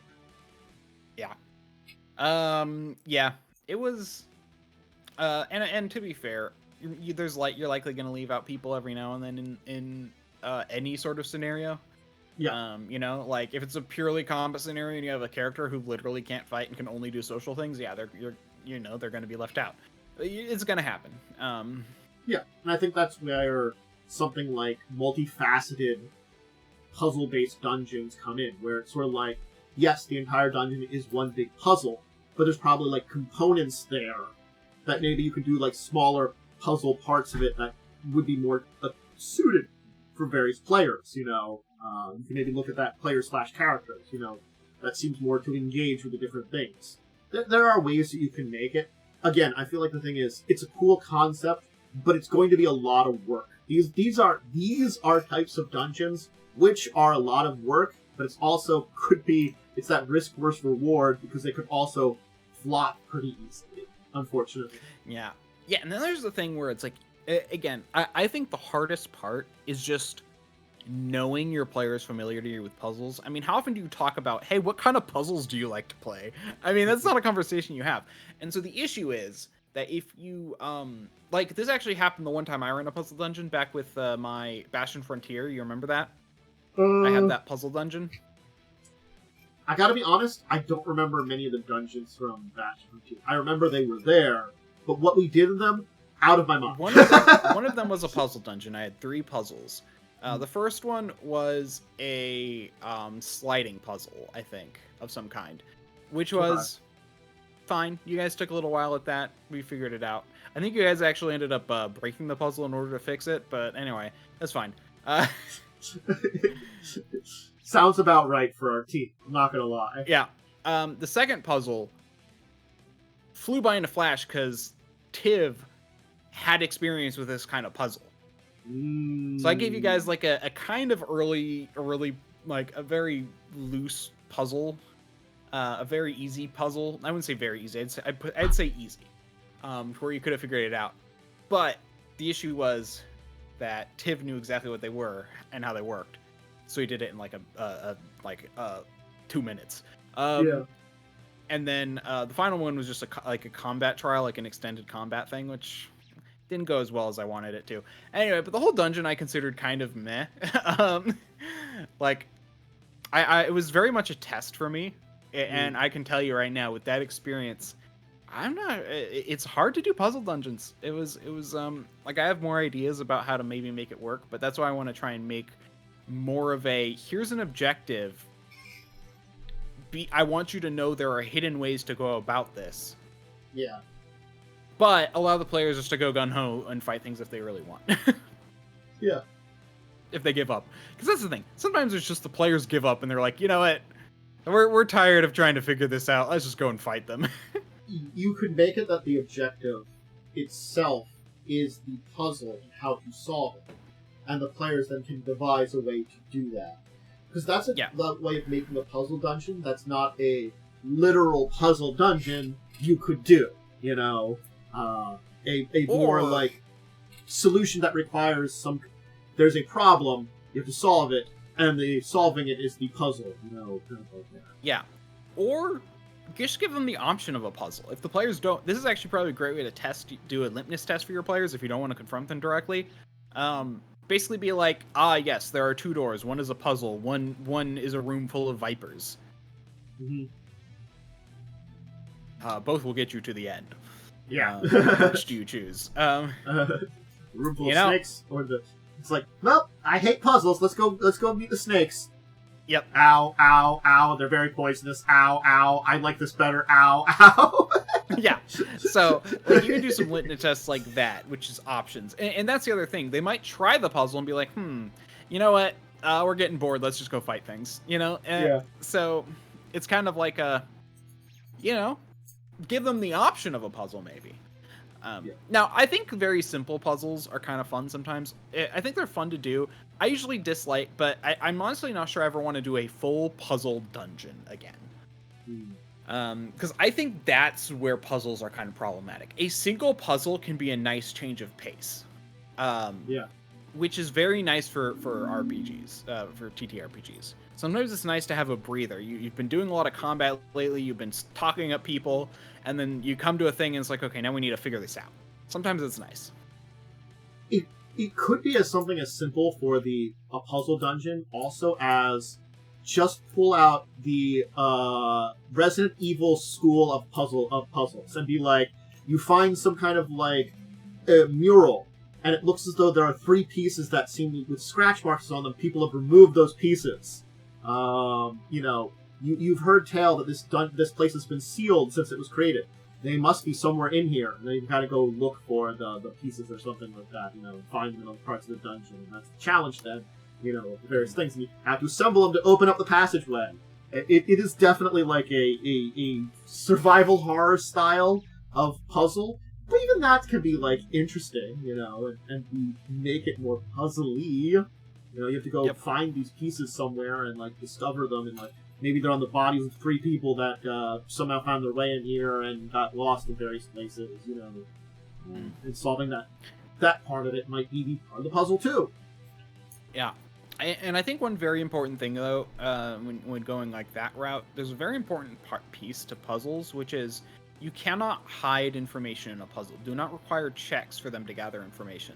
Yeah. That is actually really bad, because it's like, well, what are they going to do? If they fail the check, which totally happens like 9 times out of 10, for whatever reason, it doesn't matter. If there's something required, everyone's going to roll a 1. Yeah. Give them all the information they need to solve it. If you want to require checks, do it, as I said, for hints or stuff that's extra information that make it easier for them. Or allow for if they are more into combat, allow them to find a dead body with a journal, like, in another room that they had to fight through 3 enemies to get to. And on that body is a guy who was trying to figure it out and was taking notes and got it like 90% of the way there. Or like, you could even be like, if you want to, put a body right next to there that's like a journal of a guy that talks about, like, how him and his 3 friends broke in there, and then, like, also just have, like, a knife in the guy's back. So his 3 friends killed him and took the things, Yeah. But maybe, like, he, like, then, like, in the last entry, like, wrote in his own blood and something like, "Ha ha, fools! You may have stabbed me, but I survived for now. I will pass away here. But I know I sealed up the door. They'll never find their way out. Mwah ha ha ha ha." So you're like, oh, well, I guess they're still in here. Let's go find them. Yeah. Either that, or actually, if you have a party that just loves to cast Speak with Dead, you can basically be like, I figured it out, and I'm not. They tried to get it out of me, but I wouldn't tell them, and then I killed myself when I had the chance. And so, like, oh, okay, good use for Speak with Dead, Yeah. That's always a good one, too. Speak with Dead's very classic. Like that's the thing, and that actually leans more into the puzzle dungeon I was thinking of. And this is also another way, it's an option. They can either try to solve the puzzle, or they can cast Speak with Dead to basically get the answer. Mm-hmm. Use a spell slot to bypass the puzzle, or try to solve the puzzle. So these are like ways to go around in a puzzle. And again, I don't think the idea of a puzzle dungeon is good. I have tried it. Yeah. I think there's something you can do with it. I think the idea of a full puzzle dungeon could work, as long as you don't make it so they just have to solve puzzle after puzzle after puzzle. Yeah. It's why that's why I preface this kind of thing, is, can it work? The answer is yes, but it's not easy. Yeah, and I think I hit on something kind of in passing. I talked about how puzzles are a nice change of pace. And I think that's a problem with a puzzle dungeon, is it's all one pace. There's no change of pace, which is what makes them generally a slog for players. Yeah.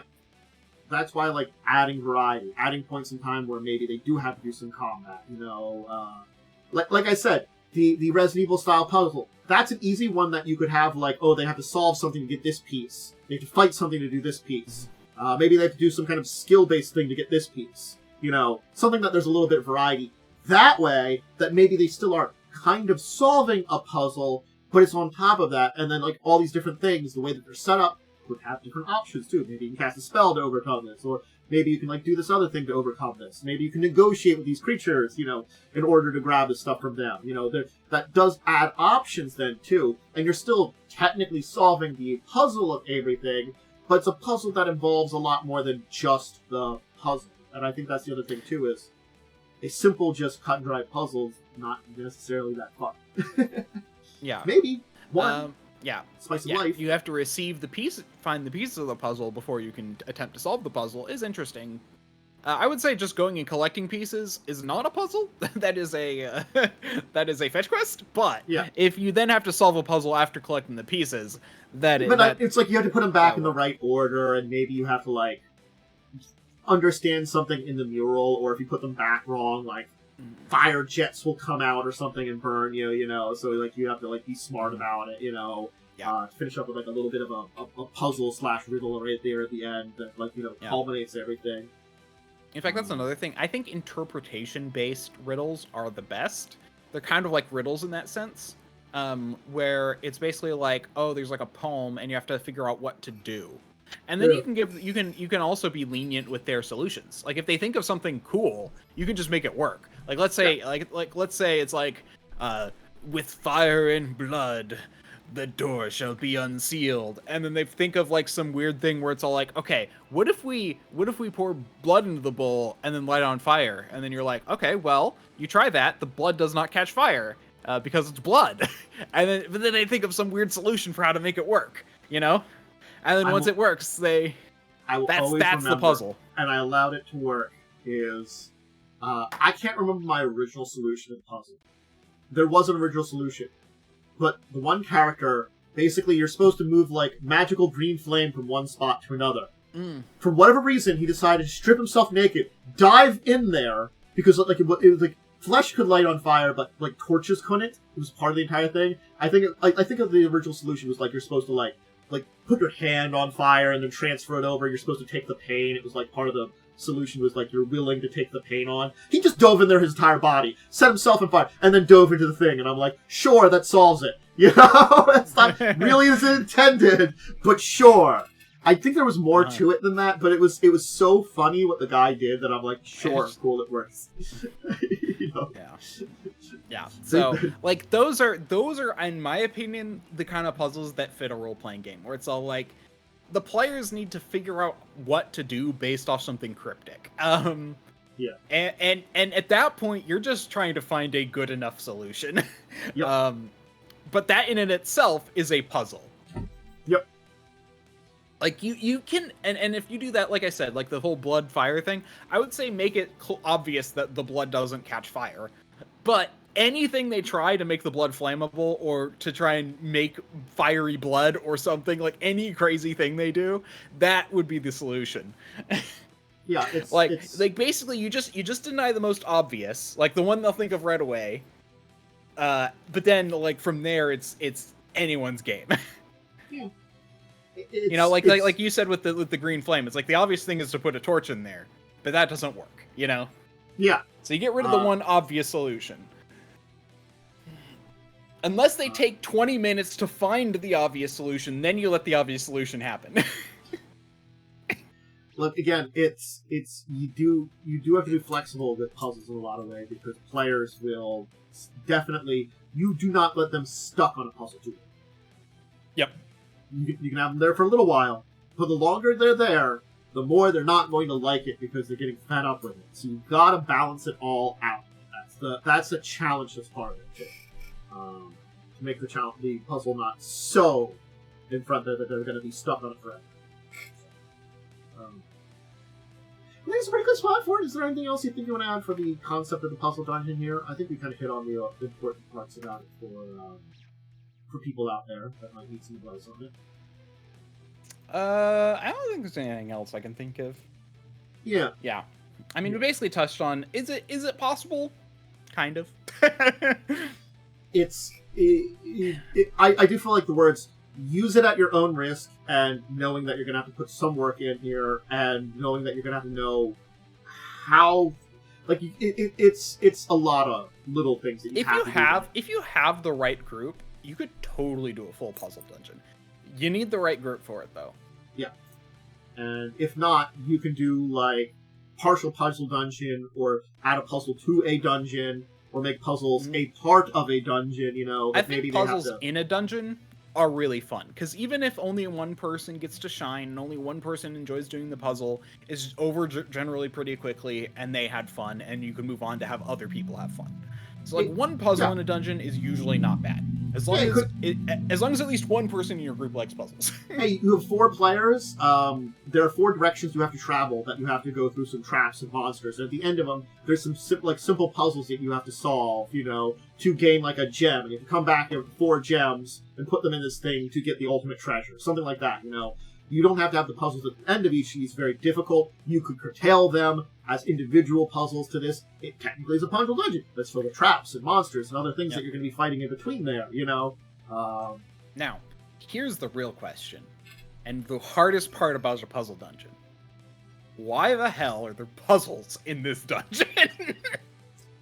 Like, for that one, it could be like, you know, this is like a powerful artifact that only the bravest and those that pass these tests can, you know, get, or something like that. I know. But there's there has to be a reason, though. Yeah, there has to be a reason, that is, in my opinion, that is always the hardest part about designing a puzzle dungeon, is every time my brain just goes, but why would they put this here? See, like, I came up with a reason for that, but that doesn't work everywhere. You have to come up with a solution that, like, whatever kind of puzzle dungeon you're doing, in every situation. Well, not every situation, but each situation is unique in why there's a puzzle there.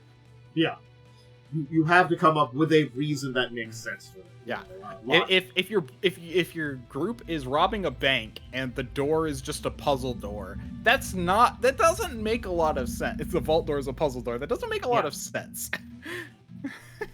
Like, what you could do for that one is, like, in the vault, there's, like, you need something from a puzzle, like this ancient, like, puzzle box artifact that was put in there, and the person that's, like, hired you knows what kind of treasure's in there, but it's, like, that thing is, like, made of stone, it's really heavy, so you gotta go in there, and, you know, while like, you know, no one's around, you gotta solve the puzzle on there to get the item out, because it weighs, like, nothing, you know, like, it's this, like, special magic item that I want.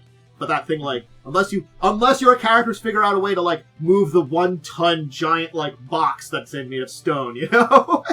Then they can overcome. Which players will 100% try to do, and in itself can be the puzzle. That's true. If they refuse to solve the puzzle becomes, how do we get out of this with the puzzle? Yeah, how do we get this 1-ton giant box out of the bank vault instead? I would totally love them trying to do that, though, too, rather than just solve the puzzle. No, same. I think it's like literally the puzzle was all like, you know, 1 + 1 = window is like the solution or whatever, and it's all like, and again, like, what does it mean? Let's just bring it out of there. We can figure it out later. Because that could be definitely like an example of like someone that knows about the magic item in there also knows there's a puzzle hiding it if no one's noticed, because you have to understand what's like on the box too, you know. Sometimes you don't recognize there's a puzzle or like, you know, something there that you can unlock. It's the box mysteriously doesn't open. There's some things you can press. I don't know. Anyway, that was so figuring out why there's a puzzle. Puzzles are good changes of pace in a story, but figuring out why they're there is sometimes the hard part. And that's especially true if you're making it a big major part of a dungeon situation. Mm-hmm. Yeah, or the entire dungeon. Yeah. Usually an entire puzzle dungeon is like trials and tribulations of some kind of deity or group to solve a problem. It's usually there's good reason behind it, but you have to. Anyway, why don't we talk about our week in gaming then? That was fun. We are going to have Joe's game tomorrow, so that's not going to next this week. So. But we did have Star Trek on Sunday. We did have May the 4th be Star Trek, and I think it went pretty well. I think there was still some issues that I don't think my A-plot played out as well as I wanted it to, but I think it was okay. Because I was trying that was probably more the B-plot. There was an A and a B-plot I was trying to do, because it's very I don't even know what the B-plot was. Was it the child was the B-plot? Yeah, the child was the B-plot, that he was having, like, visions, and you could have played off of those more, and you really didn't. You could have actually gotten more... Out of the child, is that what you're saying? We could have gotten more out of him? Yeah, you could have gotten more information. I feel like we tried, but it just didn't work. I feel like also like the person I sent there kind of like half dismissed it more.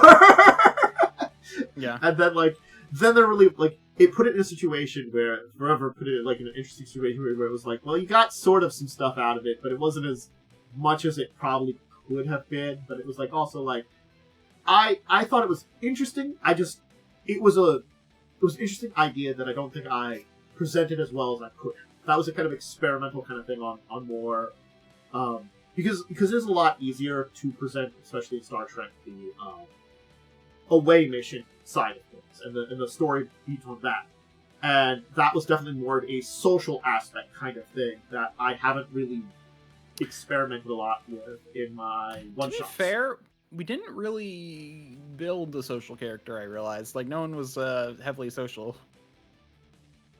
There were definitely holes in your team. I'll tell you that. Yeah. They weren't glaring, but there were holes in your team. Yeah, I mean, I feel like we all made ours last minute, so none of us talked about it. Yeah, well. You definitely made it last minute. Yeah. I made my character on Saturday. Yeah, it. Look, you know, I remembered it was going to be on Sunday last Wednesday, so I was like, oh shit, oh yeah. So yeah, it was fun. Star Trek, evil Sith pyramid thing, time problems. We solved it. It blew up. We ran. Yeah, it all went well. Do you do anything on Monday or Tuesday? No. Because we dived into Fall of Avonswell on Wednesday, and I think that went pretty good. It did. Yeah. No, I'm gonna say I honestly thought that was like the perfect plot transition, in my opinion. I thought you did an amazing job presenting it. Granted, that might also have been a little bit of my theater of mind. Yeah. I was actually thinking about that later, and I'm like, I thought it was amazing, but I was picturing certain things, and you maybe could have described them a little bit better. I understand. I do think there was a couple of things that felt like they were a little lost in translation for what I was saying. But you all put me on my toes a little bit, so I had to kind of move a few things around. Because interesting. You made decisions that the thing is, I wasn't expecting you to go straight back to town. Oh, interesting. I thought you were going to a little bit more. I thought you were going to examine a little bit more, or talk to Gregor, because your original mission hasn't technically been completed. You were supposed to investigate and find out as much information as you could, because remember, the town isn't in a position to act very easily. Yes. So here's the thing. I wanted to talk to Gregor. Everyone's like, "Well, just continue." I'm like, but mostly Joe, who is just like, "I am so suspicious of Gregor. We are not talking to him." And I'm just like, "Fine, we can come back later, maybe." It was, but then the entire plight of Gregor went as good as I thought it could have been. There could have been some things that would have acted differently with him, but I think it went well. Poor Gregor. I thought it was a nice thing. You were so kind to me. Please run. It was so great. And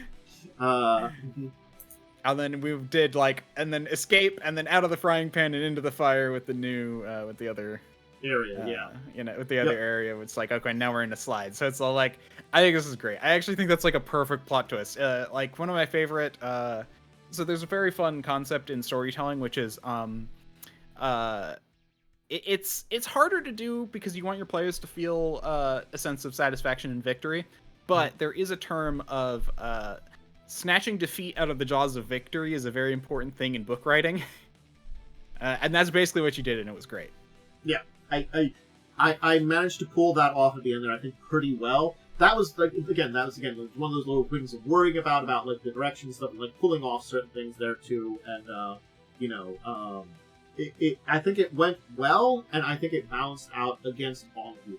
It's sort of like, I didn't necessarily have you go the way I thought, like some of the ways I thought you would. You kind of, not like completely surprised me, but definitely surprised me a little bit. But I think then I was able to play off of that well, and I think that's why the session you know. Yeah, there's also a little bit of miscommunication. Like, I mean, I thought we ran into the orcs on the way to Creston Mine. Yeah. And then we were going back and then going underneath the tunnels. So it's like, oh no, it was after we passed the Creston Mine. Had I realized that, I would have been like, no, we want to go talk to Gregor. But I missed that. Yeah. And then, you know, Umbrin or Joe was just all like, nah, let's just keep going. And I somehow missed that we even passed through town. So because like I said some, like, I think I like mentioned briefly like passing through town. He's like, we keep going, and I'm like, okay. Yeah. It was, yeah, I think that's what happened. It was just like a subtle thing, and like I just, you know, like, okay, you keep going. All right, great, you know. Yep. Yeah.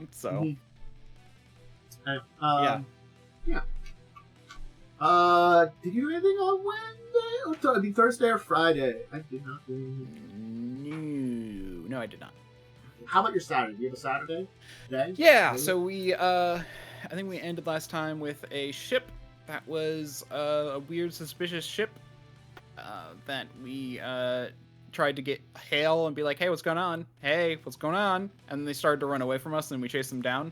They technically fired on us first, so we did not attack them first.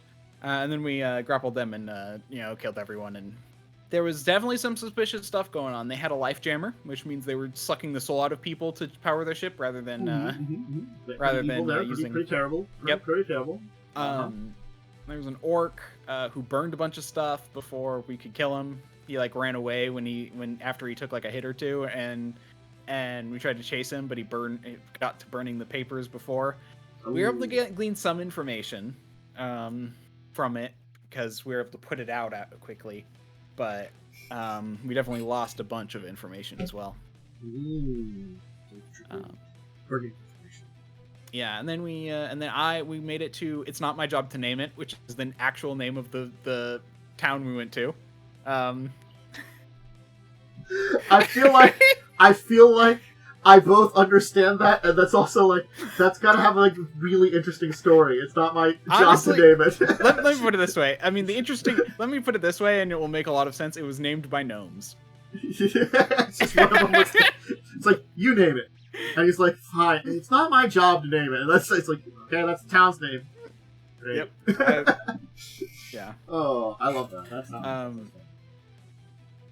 yeah. What was the other one? Hold on. I need to look this up real fast because there's another name of a gnome city that I thought was hilarious.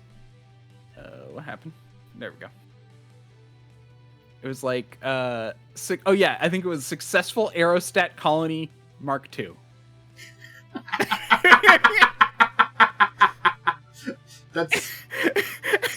That's incredibly appropriate for gnomes. Especially Spelljammer. Tinker Gnomes specifically. Tinker Gnomes. As soon as I hear that, I'm like, yeah, those are Tinker Gnomes. That's yeah. And I found out more about my grandfather. He apparently shipped a bunch of parts off to some place in a tier space. But I didn't find out where he went. He apparently did not go with the ship, but I didn't find out where he went. And so I paid a bunch of money to a bunch of people to basically be like, hey, contact these people when you when that ship returns, so I can come back and figure out what's going on. Yeah. And that was basically our game. A big, you know, ship combat and all that takes a little bit. So it was our first half, and then the other half was role playing all of the information finding, gathering, looting, and then me doing some research. Sounds like an interesting. I mean, we didn't even finish like information gathering. We still need to. We still discuss like how to go about it, and it's like it's so funny. We spent like literally like 40 minutes just discussing about what we might be able to do to get more information out of like, and we finally settled on probably the most obvious, which is speak with Dead on the Orc. You know. Yeah, that's usually a pretty good direction to go. Yep. Alright, I guess we can, give out. Why don't you give it your outro here, and then I'll give mine. Yep. I am DiamondWyrm. You can find me at twitch.tv/DiamondWyrm or at DiamondWyrm on Twitter. DiamondWyrm on Blue Sky, and DiamondWyrm, 9234, I think, on YouTube. I'll be streaming tomorrow at 10:30 a.m. PDT. Cool. Myself, Dracovin. I run the channel here. Other than being back next week, of course, for more Discussing Tabletop. Make sure to check out all that as well on Wednesday. That's a really big one. We'll play some more Pathfinder 2nd Edition. That's Wednesday the 8th. I will be live on Tuesday doing some gaming, as long as everything goes according to plan. And expect some more tabletop-related stuff next week. I'm going through a bunch more topics, and we all enjoy those. And yeah. Anyway, see you Tuesday on my end. But otherwise, have a great rest of your day. Until the next time, everyone out there, farewell and have a good weekend. Bye.